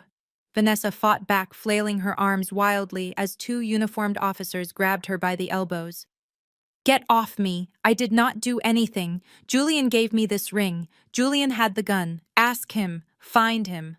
Ma'am, stop resisting, the officer commanded, forcing her arms behind her back. The crowd watched in morbid fascination as the officer secured the steel handcuffs around her wrists. The sharp metallic clicks echoed loudly. Vanessa thrashed against their grip, her emerald gown twisting awkwardly around her legs, her perfectly styled hair falling into a messy tangle across her face. The detective stepped forward, reaching out toward her left hand. He expertly unclasped the massive radiant cut diamond from her finger. He pulled out a clear plastic evidence bag, dropped the ring inside, and sealed it. He gave me a brief, respectful nod, acknowledging my role as the rightful owner of the stolen funds, before turning his attention back to the hysterical woman in custody. You set me up! Vanessa screamed at me, tears streaming down her face as the officers began marching her toward the exit. You ruined my life! I remained seated, watching her get dragged across the dance floor. She kicked and thrashed, screaming Julian's name, begging the very crowd she had tried to impress to help her.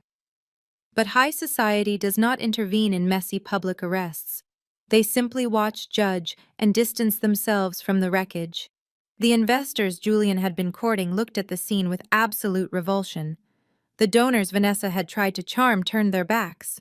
They hauled her through the heavy double doors, her shrieks fading down the long, luxurious corridor of the hotel until they were completely gone. The grand ballroom fell into a stunned, lingering silence. I picked up my champagne flute, the crystal feeling cool and smooth against my fingers.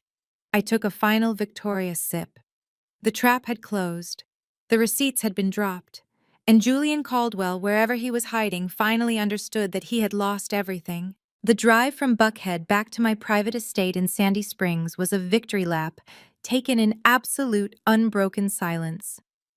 The heavy adrenaline of the gala had faded, replaced by a cold, sharp clarity that settled deep into my bones. My driver navigated the winding tree-lined roads with practiced discretion, pulling up to the towering iron gates of my property.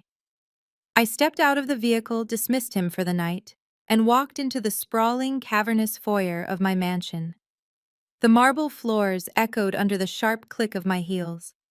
The house was entirely dark, save for the ambient silver glow of the moonlight spilling through the massive floor-to-ceiling windows. I did not turn on the main lights. I knew Julian would come. A rat backed into a corner always tries to bite its way out. He had been thoroughly stripped of his mistress, publicly gutted of his fabricated wealth, and entirely robbed of his false reputation. He had nowhere left to run, no allies left to call, and absolutely no money left to hide behind. Desperation breeds a very specific kind of stupidity, and Julian was currently the most desperate man in the state of Georgia. I walked straight into my mahogany-paneled study, a room designed for high-stakes negotiations and absolute privacy. I moved toward the antique crystal bar cart positioned in the corner of the room. I reached for a bottle of vintage-aged bourbon, the exact brand Julian used to drink when he wanted to pretend he was a man of substance and supreme authority. I poured a generous measure into a heavy crystal glass. I did not take a sip. I simply stood in the deep shadows of the study, holding the glass, waiting for the inevitable breach of my perimeter. It happened at exactly 42 minutes past 1 in the morning.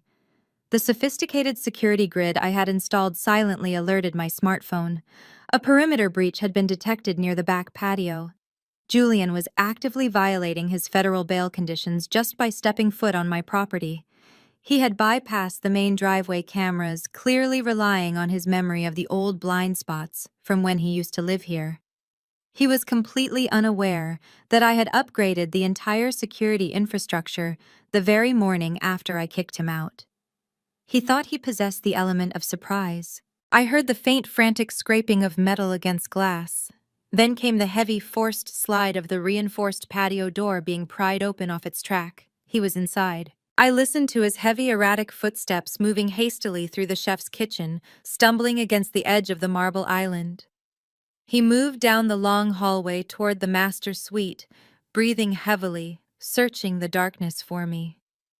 When his chaotic footsteps finally approached the open doorway of my study, I raised the crystal glass and deliberately clinked my diamond ring against the rim.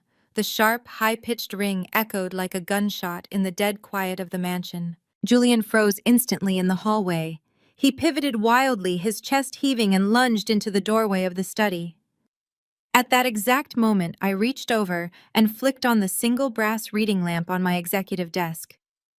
The harsh, dramatic pool of light cut through the darkness, illuminating the space between us and exposing him in all his pathetic glory. He looked absolutely abhorrent. The custom-tailored tuxedo he had worn to the St. Regis Gala was utterly ruined. The silk bow tie hung loosely around his neck like a broken noose. The crisp white collar of his dress shirt was stained with nervous sweat and spilled liquor. His eyes were heavily bloodshot, darting around the room with unhinged feral paranoia. Stripped of his arrogant facade, he was nothing but a dangerous cornered animal operating on pure adrenaline. He did not say a word at first. He marched aggressively across the Persian rug, reached inside his ruined tuxedo jacket, and pulled out a thick, violently crumpled stack of legal documents. He slammed them onto the surface of my mahogany desk with enough brutal force to make the bourbon in my glass ripple. "You think you won?" Julian snarled, his voice a raspy, deranged hiss that echoed in the quiet room. "You think you took everything from me tonight? You think because you bought my debt you magically own my soul?" I slowly raised the crystal glass to my lips. I took a deliberate, measured sip of the bourbon, letting the fiery liquid settle in my chest. I kept my expression an impenetrable mask of pure ice, completely ignoring the papers he had just thrown at me. My silence only infuriated him further. He pointed a shaking, aggressive finger directly at the documents on the desk. "That is our prenuptial agreement, Nia," Julian yelled, the veins in his neck bulging against his sweat-stained collar. "The ironclad agreement you were so incredibly eager to sign 7 years ago to protect your precious little starter fund. You had your high-priced elite corporate lawyers draft it, and you thought you were completely untouchable. But you forgot one crucial detail. You forgot that I had my own aggressive legal counsel review every single page before I signed my name. Julian leaned heavily over the desk, invading my personal space. He smelled of stale alcohol, overwhelming fear, and pure malice. You missed it. He gloated, a manic, desperate smile stretching across his face, exposing his teeth. You were so obsessively focused on building your independent empire that you did not catch the revision my lawyer quietly slipped into Section 4. There is a co-mingling liability clause, Nia. It explicitly dictates that if any marital funds, joint accounts, or shared assets were utilized to entertain court or host prospective clients for your wealth management firm, those specific clients and their associated revenue streams become joint marital assets. He slammed his palm flat against the desk again, demanding my complete attention. And because I personally paid the bill for dozens of those extravagant networking dinners when you were first starting out, Julian sneered, his eyes wide with triumphant malice. The firm is legally considered a joint marital enterprise. I own 50% of your wealth management firm. I own 50% of every single high net worth portfolio you manage. I own half of your reputation. If you proceed with this divorce, I am legally entitled to take half of your entire empire. I stared at him. I did not blink. I did not glance down at the crumpled prenuptial agreement. I simply looked at the pathetic broken man trying to execute a hostile takeover in the middle of the night. He mistook my silence for fear. He genuinely believed he had found the ultimate leverage to break me. So here is exactly what is going to happen. Julian dictated, his voice trembling with a toxic mixture of fear and newfound authority. You are going to wake up tomorrow morning and you are going to call the district attorney directly. You are going to recant every single word you said about the airport incident. You are going to tell the federal prosecutors that the luggage was yours. You are going to swear under oath that you packed the illicit cash. You are going to claim the unregistered firearm belonged to you for your own personal protection.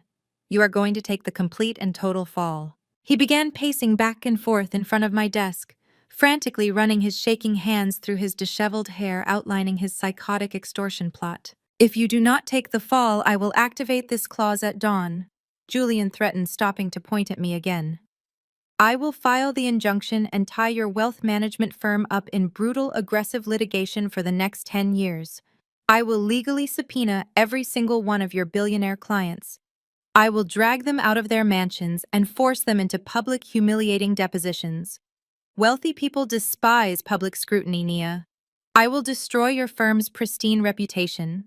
I will humiliate you in front of the exact same elite society members you bragged to tonight. I will bleed your company dry with exorbitant legal fees until you have absolutely nothing left to your name. He planted his hands on the desk, leaning in so close I could feel the heat radiating from his panicked body. You are going to take the fall for the airport, Julian demanded, his voice dropping into a lethal, desperate command. And then you are going to wire $5 million in completely untraceable cryptocurrency to an offshore account by noon tomorrow. I need liquid cash, Nia. I am leaving the country before the feds revoke my bail entirely. If you give me the money and take the charges, I will gladly tear up this prenup and disappear forever. If you refuse, I will initiate a legal war that will destroy your entire life. I stared at him for a long, quiet moment. The heavy silence of the study settled around us, broken only by the sound of Julian taking ragged, panicked breaths. He stood leaning over my mahogany desk, his knuckles turning white as he braced his weight against the polished wood.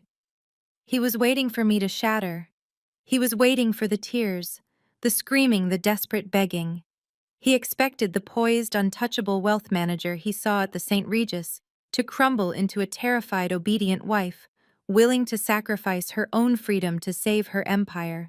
He did not understand that my empire was built on bedrock, whereas his entire existence was constructed on a foundation of sand. When it became overwhelmingly clear that I was not going to break down, Julian's expression twisted into something ugly and feral. His fear rapidly curdled into a vile, toxic rage. If his legal threats were not enough to make me submit, he decided to pivot to his favorite weapon. He resorted to the same psychological warfare he had subtly deployed throughout the darkest years of our marriage. He decided to attack the very core of my identity. You really think you are invincible, do you not? Julian sneered, his lip curling in absolute disgust. You sit there in your designer gown, drinking my bourbon, acting like you are the Queen of Atlanta. But I know exactly who you are, Nia. Underneath the fancy degrees and the tailored suits, you are still just a desperate project girl who got incredibly lucky. I did not flinch. I slowly lowered my crystal glass to the desk, resting it gently beside the crumpled prenuptial agreement. You came from absolutely nothing, Julian barked, pacing away from the desk and throwing his arms wide, gesturing to the opulent study surrounding us. You grew up clipping coupons and wearing hand-me-downs. You were a public school charity case grinding for scholarships. You did not belong in my world. You did not belong in Buckhead. You did not belong at the country club. The only reason anyone in this city ever looked at you twice is because you attached yourself to me. I gave you the Caldwell name. I gave you legitimacy. Without my family's legacy backing you up, you would still be a nobody balancing spreadsheets in a windowless cubicle. He turned back to face me, his eyes burning with a desperate classist venom. He was trying to rip open the old, vulnerable wounds I had foolishly exposed to him years ago. During our engagement, in moments of quiet intimacy, I had confessed my deep-seated fear of poverty. I had told him how the anxiety of losing everything sometimes kept me awake at night, a lingering trauma from a childhood spent watching my mother struggle to keep the electricity turned on. He remembered those fragile admissions, and now he was weaponizing them with surgical cruelty. You think your wealthy clients respect you? Julian laughed, a harsh, grating sound that held no humor. They look down on you, Nia. They tolerate you because you make them money, but they know you are not one of them. You do not have generational wealth. You do not have a pedigree. You are an imposter playing dress-up in a mansion you cannot truly appreciate. And the second I drag you into court, the second I expose you as a fraud, every single one of those billionaires will drop your firm. You will lose everything. You will go right back to the gutter where I found you. He stopped pacing and planted himself firmly in front of my desk again, expecting to see devastation in my eyes. He expected his calculated insults to reduce me to a weeping, insecure mess. Instead, I offered him a slow, serene smile. Are you quite finished with your tantrum, Julian? I asked, my voice barely above a whisper, yet carrying a lethal authority that made him blink in confusion. I leaned forward, folding my hands neatly on top of the desk. I did not raise my voice. I did not need to shout to command the room. You are absolutely right, I said smoothly, watching the brief flash of triumph cross his face before I systematically crushed it. I did come from nothing. I grew up in a neighborhood where weakness made you a target. I learned how to count pennies before I learned how to ride a bike. I had to fight, bleed, and outwork every single person in the room just to get a seat at the table. And that is exactly why you will never defeat me, Julian. Because a project girl who builds an empire knows exactly how to protect it. The smug satisfaction drained instantly from his face. You were born on third base and spent your entire life demanding praise for hitting a triple. I continued, my tone sharp and unforgiving. You inherited a legacy and you squandered it because you are fundamentally lazy. You are soft, Julian. You have never had to survive a day in your life. You think threatening my reputation scares me. I built my reputation with my bare hands. I can build it again. But you. Without your trust fund and your fabricated corporate credit, you are absolutely nothing. You are a hollow, incompetent man, standing in my house wearing a ruined tuxedo, begging me to save you. I am not begging, he screamed, slamming his fist against the mahogany wood. I am giving you an ultimatum. You are going to take the fall for that bag or I will ruin your firm. Take the fall, I repeated, letting a dry, mocking amusement color my words. I leaned back in my chair, tilting my head as if studying a fascinating defective specimen. You keep demanding that I take the fall. But here's the problem, Julian. You are a remarkably sloppy man. You lack the logistical capability to successfully orchestrate a frame job. You can barely manage to keep your own mistress out of police custody. How on earth do you expect me to believe you successfully planted federal contraband in a way that would definitively implicate me? I watched the bait dangle in the air between us. Julian was a raging narcissist. His ego was his greatest vulnerability. He could not handle being called incompetent, especially by a woman he considered socially inferior. He needed to feel superior. He needed to prove that he was a criminal mastermind who had successfully outsmarted the brilliant wealth manager. "You think I am sloppy?" Julian sneered, his chest puffing out as he completely fell for the trap. "You think I did not plan every single detail of this? I have been setting you up for months." "I highly doubt that," I replied, my tone dripping with dismissive skepticism. "You do not have the attention span for a long-term conspiracy." "I took your spare set of keys," Julian bragged, his voice rising as he eagerly began to outline his own destruction. "3 weeks ago, when you were asleep, I took the spare keys to your executive office suite. I knew you had that major client meeting in London coming up. I knew you always kept your black leather travel duffel packed and locked in the bottom drawer of your office credenza so you could head straight to the airport from work." I kept my face perfectly blank, actively encouraging him to keep talking by maintaining an expression of mild disbelief. "Vanessa got the gun from a contact she knew back in Fulton County." Julian continued pacing the room again, animated by the thrill of his own perceived genius. "She needed to get rid of it, and I realized it was the perfect anchor. I took $20,000 in cash from a shell account I set up under Caldwell Commercial Properties. I packed the cash and the unregistered weapon into a false-bottom gym bag." He stopped and pointed a triumphant finger at me. "The night before your London flight, I let myself into your corporate building," he confessed, laying out the explicit details of his felony. "I bypassed the front desk security by using the service elevator in the parking garage. I went right into your private office. I pulled your travel duffel out of the credenza, swapped it with the duplicate bag containing the gun and the cash, and slid it right back into your drawer. You were supposed to grab that bag the next afternoon, walk into the international terminal, and get arrested by federal agents." He laughed, a cruel, breathless sound. "You were supposed to be the one detained, Nia." Julian spat, shaking his head.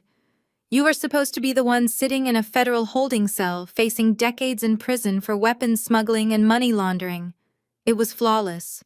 The only reason it failed is because your assistant accidentally swapped the bags when she loaded my car for my domestic flight to Chicago the next morning. It was a stupid blind stroke of luck that saved you. But the evidence is still tied to your office. The bag is identical to yours. All you have to do is tell the police it was a mix-up and claim ownership." I let the silence stretch out after his detailed confession. I looked at the crumpled prenuptial agreement on the desk, then looked back up at his flushed, arrogant face.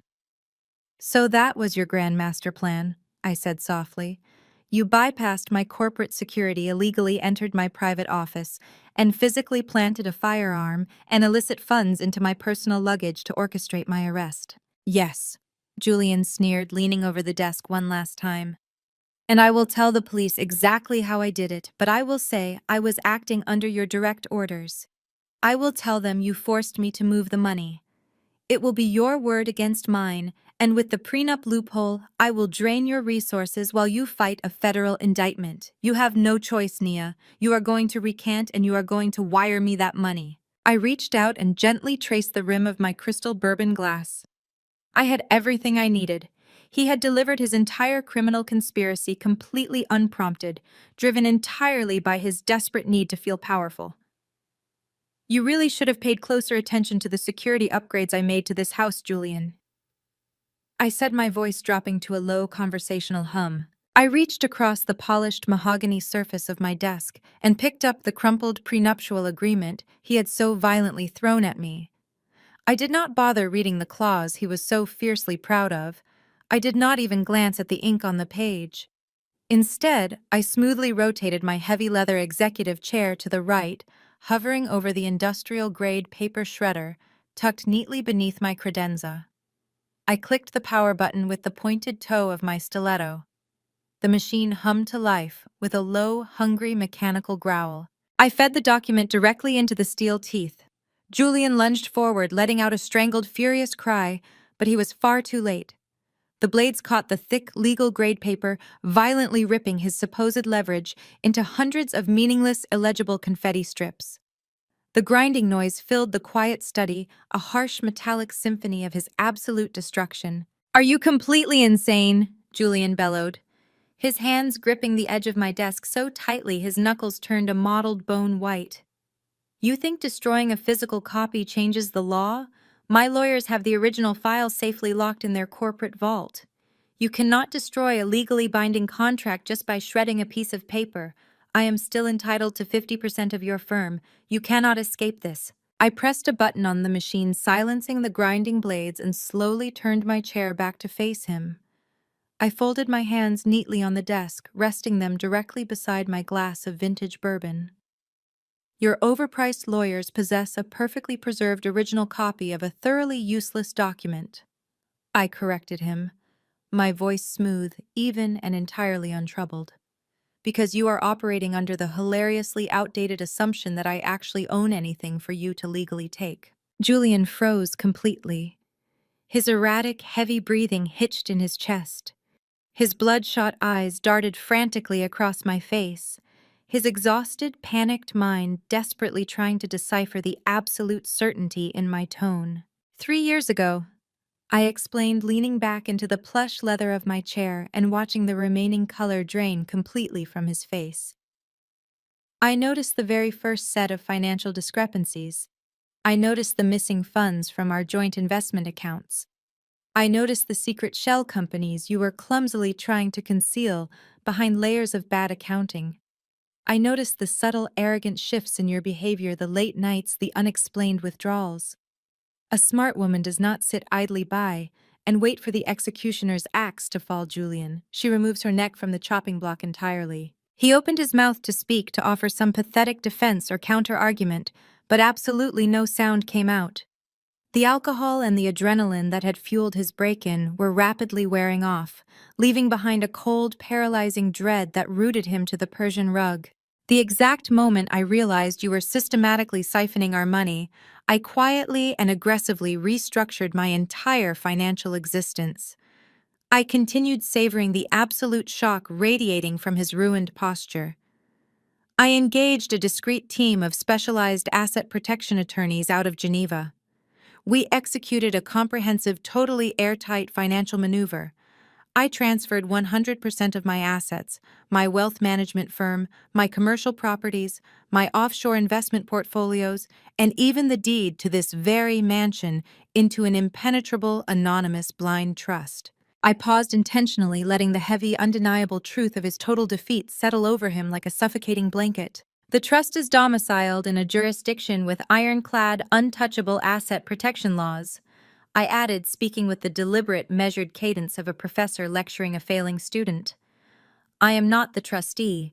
I have absolutely no legal control over the administration of those assets. The trust operates entirely independently, actively shielding the wealth from any personal liabilities, frivolous lawsuits, or hostile divorce proceedings. Legally speaking, Julian Nia Caldwell is practically destitute. I am merely an employee of the trust. I draw a modest, heavily taxed salary. I own absolutely nothing." Julian stared at me, his mouth slightly ajar, his eyes wide and vacant. He was a man standing on the deck of a sinking ship, watching his only life raft burst into violent flames. "You cannot enforce a commingling liability clause against a woman who has zero legal ownership of the company in question." I concluded, offering him a smile that contained zero warmth. "You cannot claim 50% of an asset that I do not legally possess. Your brilliant hidden loophole is entirely unenforceable. You are trying to rob an empty vault. You have absolutely no leverage, you have absolutely no money, and you have absolutely no firm to take over." He stumbled backward, hitting the edge of the leather armchair behind him. He collapsed heavily into the seat, his ruined, sweat-stained tuxedo bunching awkwardly around his waist. The crushing realization that he was completely, unequivocally broke finally shattered his arrogant mind. There would be no massive divorce settlement. There would be no hostile corporate takeover. There would be no millions to fund his desperate escape across international borders. He was a cornered rat, and the concrete walls of my trap had just closed in completely. "I will still tell them," Julian stammered, his voice weak, high-pitched, and entirely stripped of its former venom. He shook his head back and forth in rapid denial. "I will still go to the police. I will tell them you forced me to move that money. I will tell them the gun was yours. It is your word against mine, Nia. They will investigate you. They will drag you through the mud. I will tell them everything." It was a pathetic, toothless threat. He was drowning in his own consequences, desperately grasping at imaginary straws. I slowly raised my right hand and pointed a single manicured finger toward the far corner of my mahogany desk. Sitting discreetly next to a stack of leather-bound financial ledgers was a sleek black smart home hub. It looked exactly like a standard digital assistant, a harmless, mundane piece of modern technology. But embedded directly above the digital clock display was a tiny, high-definition wide-angle lens. Beside the lens, a small, solid red light blinked in a slow, rhythmic, undeniable pulse. Julian followed my gaze. He stared at the blinking red light. His breathing stopped entirely. "You violated your federal bail conditions the exact second your foot touched my back patio," I informed him, my tone conversational and incredibly light. Breaking and entering into a private residence is a severe felony offense on its own. But then, in a stroke of absolute unmatched brilliance, you marched directly into my study and began a loud, comprehensive monologue. You stood right there, perfectly illuminated by my reading lamp, and explicitly confessed to breaking into a secured corporate building. You admitted on camera to illegally handling an unregistered firearm tied to a violent felony. You detailed exactly how you packed stolen cash into a false bottom bag, and you gleefully outlined your premeditated extortion plot. Julian lunged out of the chair, his hands flying to his head, his fingers gripping his disheveled hair in absolute blinding panic. He looked at the smart home hub, then back at me, his eyes wide with a terror so profound it bordered on clinical madness. "That is not just a security camera, Julian," I revealed, delivering the final, fatal blow to his ruined life. "That device is currently routing a secure encrypted livestream directly to my corporate security team. More importantly, it is casting directly to the mobile device of Special Agent Vance, the lead FBI agent assigned to your federal weapons and money laundering case. They have been watching and listening to this entire unhinged conversation from the moment you broke the glass on my patio door." Julian let out a guttural, wounded sound. He spun around wildly, frantically looking toward the hallway, his panicked brain desperately trying to calculate a route of escape through the dark mansion. Right on cue, the pitch-black darkness of the night outside was violently shattered. Aggressive strobing flashes of brilliant red and blue lights illuminated the sheer silk curtains of the study windows, casting chaotic dancing shadows across the mahogany walls. The sharp, piercing wail of police sirens cut through the dead silence of the sprawling estate, followed immediately by the heavy, authoritative thud of tactical boots slamming against my front porch. "Federal agents, open the door!" The booming, amplified command echoed massively through the grand foyer. A split second later, the heavy oak front door was breached with a deafening crash, the reinforced wood splintering inward. The chaotic sound of heavy tactical gear clattering radios and shouted orders instantly filled my house. Julian scrambled backward in sheer terror, tripping over the thick edge of the Persian rug. He fell hard onto his back, kicking his legs frantically as he tried to crawl away from the study doorway like a coward. He did not make it far. 4 heavily armed tactical officers swarmed into the study, their blinding flashlights cutting through the dim lighting and pinning him to the floor. They descended on Julian instantly. A heavy combat boot planted firmly between his shoulder blades, pinning his chest flat against the rug. Rough, unforgiving hands grabbed his wrists violently, wrenching his arms behind his back with zero hesitation. The sharp, metallic ratcheting of steel handcuffs echoed loudly over his pathetic, sobbing pleas for mercy. I remained perfectly seated in my leather executive chair, entirely unbothered by the chaos unfolding in my office. I picked up my crystal glass, took a final smooth sip of the vintage bourbon, and watched with absolute satisfaction as they dragged my ruined ex-husband out of my house and directly into a federal prison cell. 1 month later, the sterile, oppressive air of the Fulton County Federal Courthouse provided a sharp, poetic contrast to the lavish mahogany study where Julian had staged his final pathetic stand. I sat perfectly composed in the front row of the gallery, wearing a sharply tailored charcoal gray power suit. The courtroom was packed. The scandal had ripped through Atlanta's elite circles like a wildfire, drawing local news reporters, sketch artists, and curious socialites who had come to witness the spectacular, highly publicized downfall of Julian Caldwell. Julian was led into the courtroom through the heavy side door. He was completely unrecognizable from the arrogant, tuxedo-clad man who had tried to extort me 30 days prior. He shuffled into the room wearing a bright neon orange federal prison jumpsuit. His wrists and ankles were bound by heavy steel chains that clanked loudly against the polished wood floor, echoing through the absolute silence of the room. His face was gaunt, his skin carried a sickly pale pallor, and his posture was entirely defeated. The federal holding facility had systematically stripped away every remaining ounce of his fabricated superiority. He kept his eyes glued to the floor, too humiliated to look out into the gallery, too terrified to meet my gaze. Across the aisle from me, Julian's mother Beatrice and his sister Keisha were putting on a theatrical performance worthy of an Academy Award. They were sobbing loudly, clutching damp, crumpled tissues to their faces, and swaying dramatically in their seats. They had strategically dressed for the cameras, wearing somber dark dresses, accessorized with the last few authentic designer handbags they had not yet been forced to pawn. They wanted the reporters sketching the scene to view them as the tragic, blindsided victims of a terrible misunderstanding. They wailed every time Julian's chains rattled, completely ignoring the fact that they had happily lived off the stolen, embezzled funds he had siphoned from my business for years. The heavy wooden doors at the back of the room swung shut, and the bailiff announced the arrival of the federal judge. Everyone rose. When we sat back down, the judge did not waste any time. He looked down at Julian from his elevated bench, his expression etched with absolute unforgiving disgust. "Julian Caldwell," the judge began, his authoritative voice booming through the quiet courtroom. "I have presided over this bench for 2 decades, and I have rarely encountered a defendant with such a breathtaking sense of entitlement. You did not steal out of necessity. You did not break the law to survive.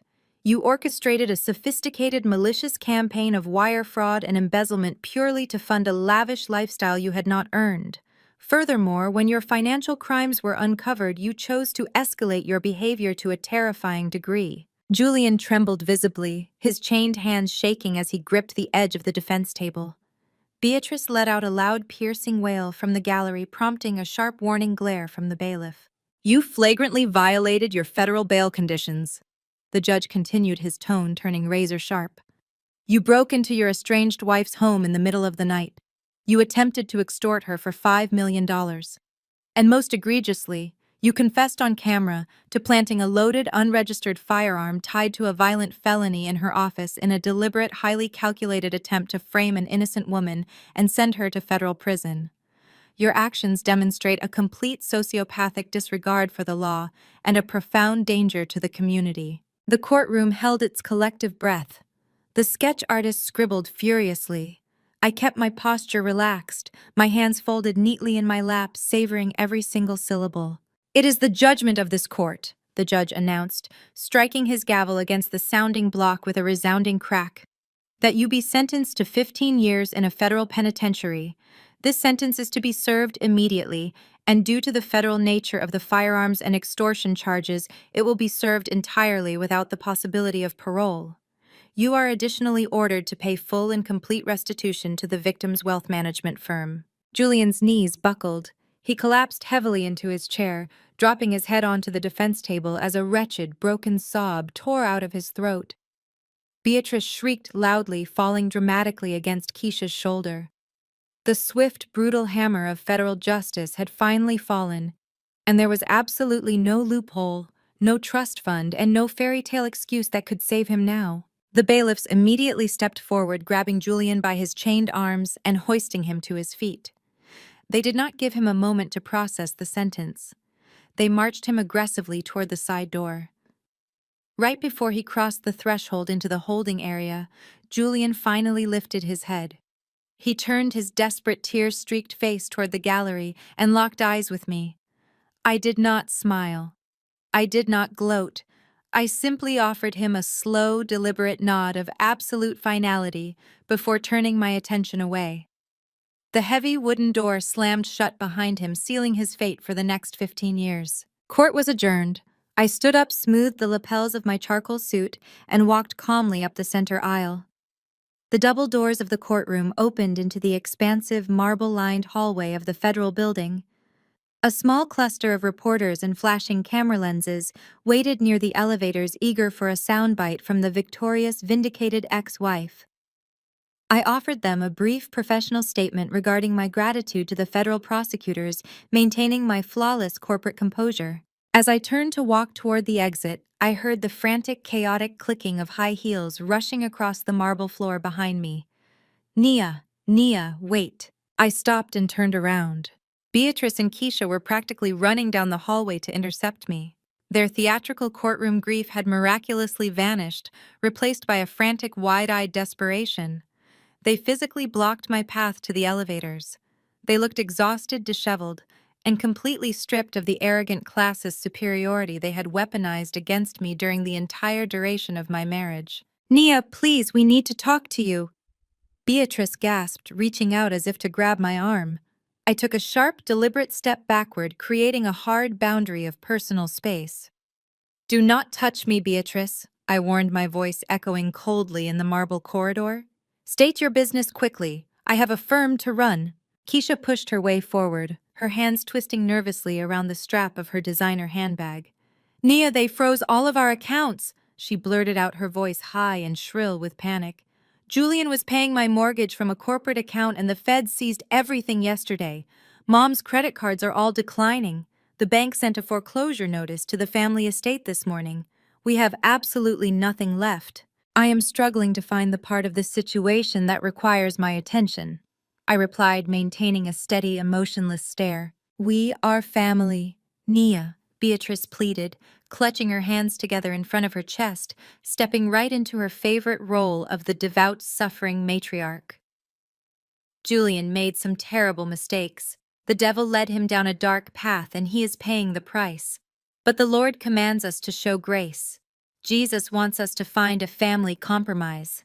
We are begging you to find it in your heart to be the bigger person. I stared at her, genuinely amazed by the sheer unadulterated audacity of her request. You have millions of dollars, Keisha chimed in, her desperation making her bold.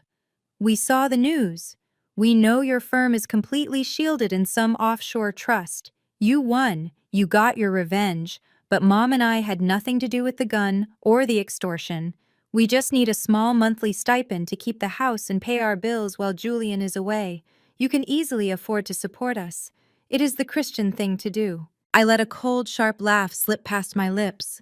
It was a harsh, unforgiving sound that made both women flinch. You want to talk about family compromises? I said, stepping closer to them, my voice dropping to a lethal, quiet intensity that demanded their absolute attention. Let us talk about family, Beatrice. Let us talk about how for 7 years you sat at my dining room table, drank my wine, and constantly reminded Julian that he could have married a woman from a proper family. Let us talk about how you constantly called me a project girl behind my back. Let us talk about how Keisha openly mocked my clothes, my background, and my ambition, all while quietly letting Julian siphon my hard-earned company profits to pay for her luxury cars. Beatrice's jaw dropped, her face flushing a deep, embarrassed crimson. She realized far too late that I had known exactly what they thought of me the entire time. You did not mind spending my money when you thought Julian was the one earning it? I continued, my gaze slicing back and forth between the two terrified women. You loved the prestige of the Caldwell name, but you completely ignored the fact that the Caldwell name was entirely bankrolled by the sweat and intellect of the public school charity case you constantly looked down upon. We did not know he was stealing from you, Keisha protested weakly, tears of genuine fear finally spilling down her cheeks. I swear to God, Nia, we did not know. Ignorance is not an excuse for complicity. I countered, my tone absolute ice. You lived lavishly on stolen funds, and now the bill has finally come due. The federal government is seizing your assets because those assets belong to my firm. You are losing your houses because you never actually owned them. I did. Beatrice began to openly weep, abandoning her religious facade for raw, unfiltered panic.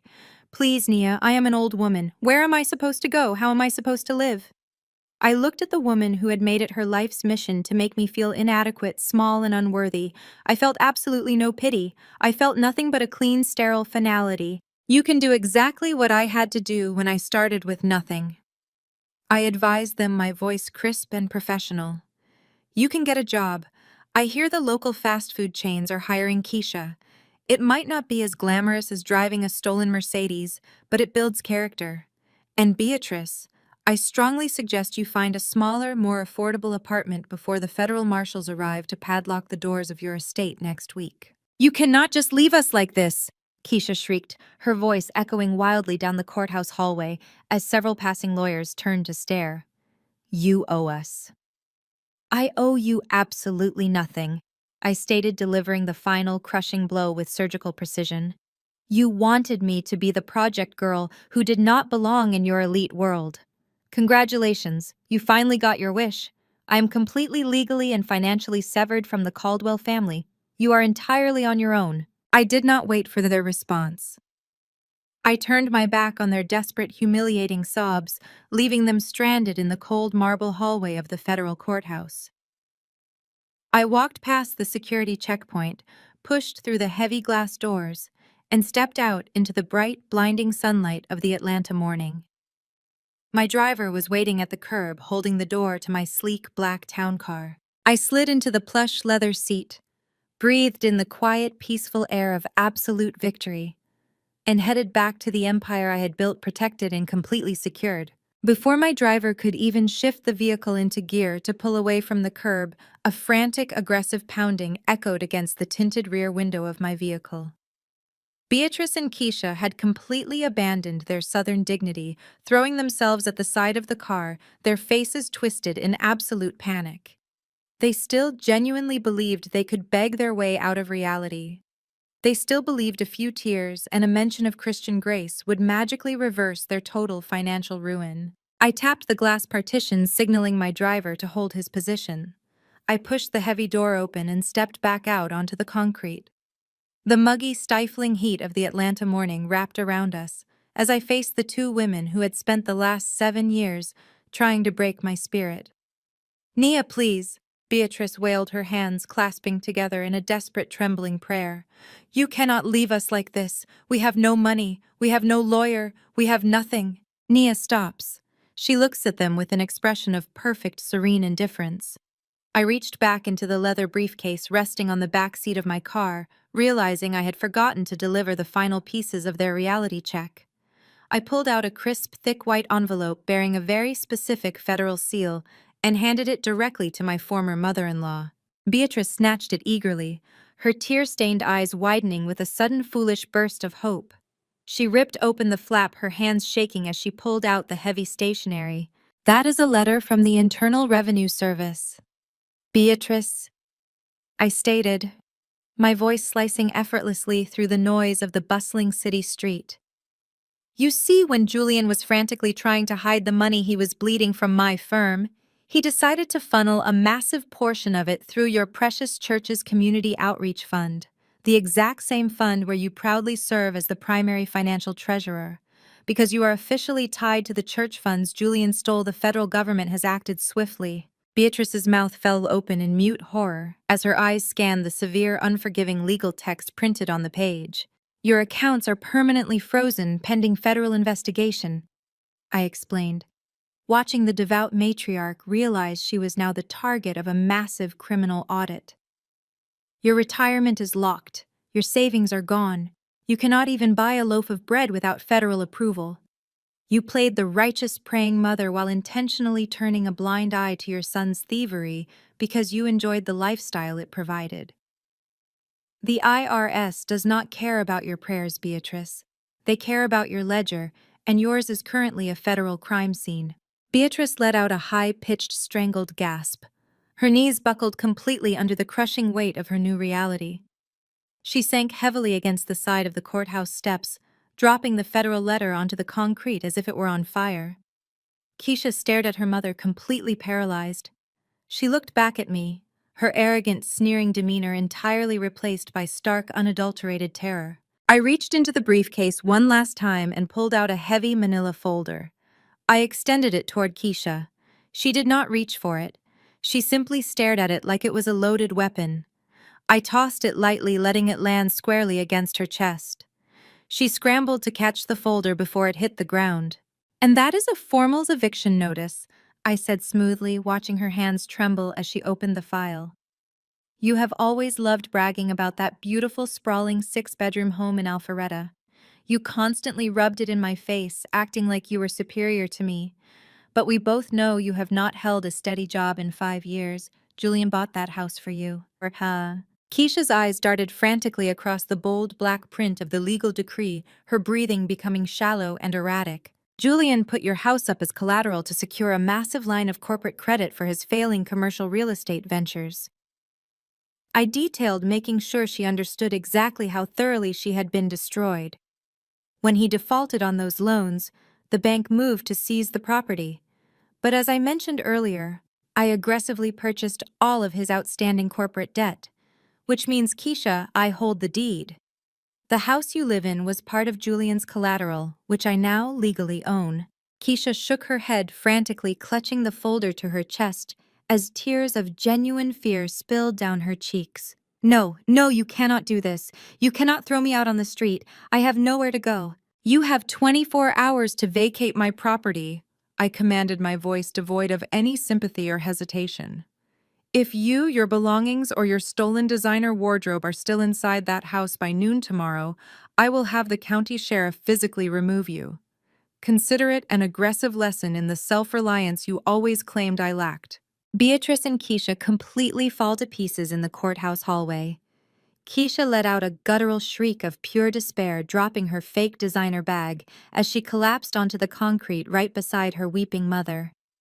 The two women who had mocked my roots and tried to destroy my future were now reduced to absolute rubble on the sidewalk, entirely bankrupted by the very man they had worshipped. Nia doesn't look back. I turned on my heel and stepped away from the wreckage of the Caldwell family. I stepped out into the bright Atlanta sun, the warm rays washing over my face.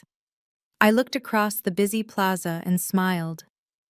Greeted by her true support system, I walked toward a circle of impeccably dressed, brilliant, fiercely loyal women waiting near the courtyard. My Spellman sisters, my trusted business partners. The powerful, uncompromising women who had stood by my side, held my secrets, and helped me build the impenetrable fortress that Julian had foolishly tried to conquer. We shared a look of absolute solidarity and victory. No words were needed. The war was officially over. Nia climbs into the back of her chauffeur-driven Maybach. The heavy door closed with a solid, satisfying thud, sealing out the noise of the city and wrapping me in quiet, immaculate luxury. I settled into the pristine leather seats and took a deep, cleansing breath. My phone buzzed softly in the cup holder. I picked it up and tapped the screen. A high-priority notification from my offshore financial team illuminated the display. A massive quarterly dividend was hitting her blind trust account. The seven-figure sum posted successfully, multiplying my wealth in a jurisdiction where no one could ever touch it. I set the phone down and looked at my left hand. The massive, radiant cut diamond Julian had purchased with stolen money still sat on my ring finger. She removes her wedding band. I slid the cold metal over my knuckle. I did not throw it out the window. I did not smash it in anger. It simply meant nothing to me anymore. I held the ring over the center console and dropped it into a cup of lukewarm coffee left in the cup holder. It sank to the bottom with a dull, wet thud, completely discarded like everyday trash. "Head to the office," I told my driver, my voice steady, light, and entirely free. The heavy engine purred to life, and the Maybach pulled smoothly away from the curb, merging into the vibrant energy of the city. The screen fades to black on her triumphant, unbothered smile, completely secure in the empire she had built and the peace she had finally won.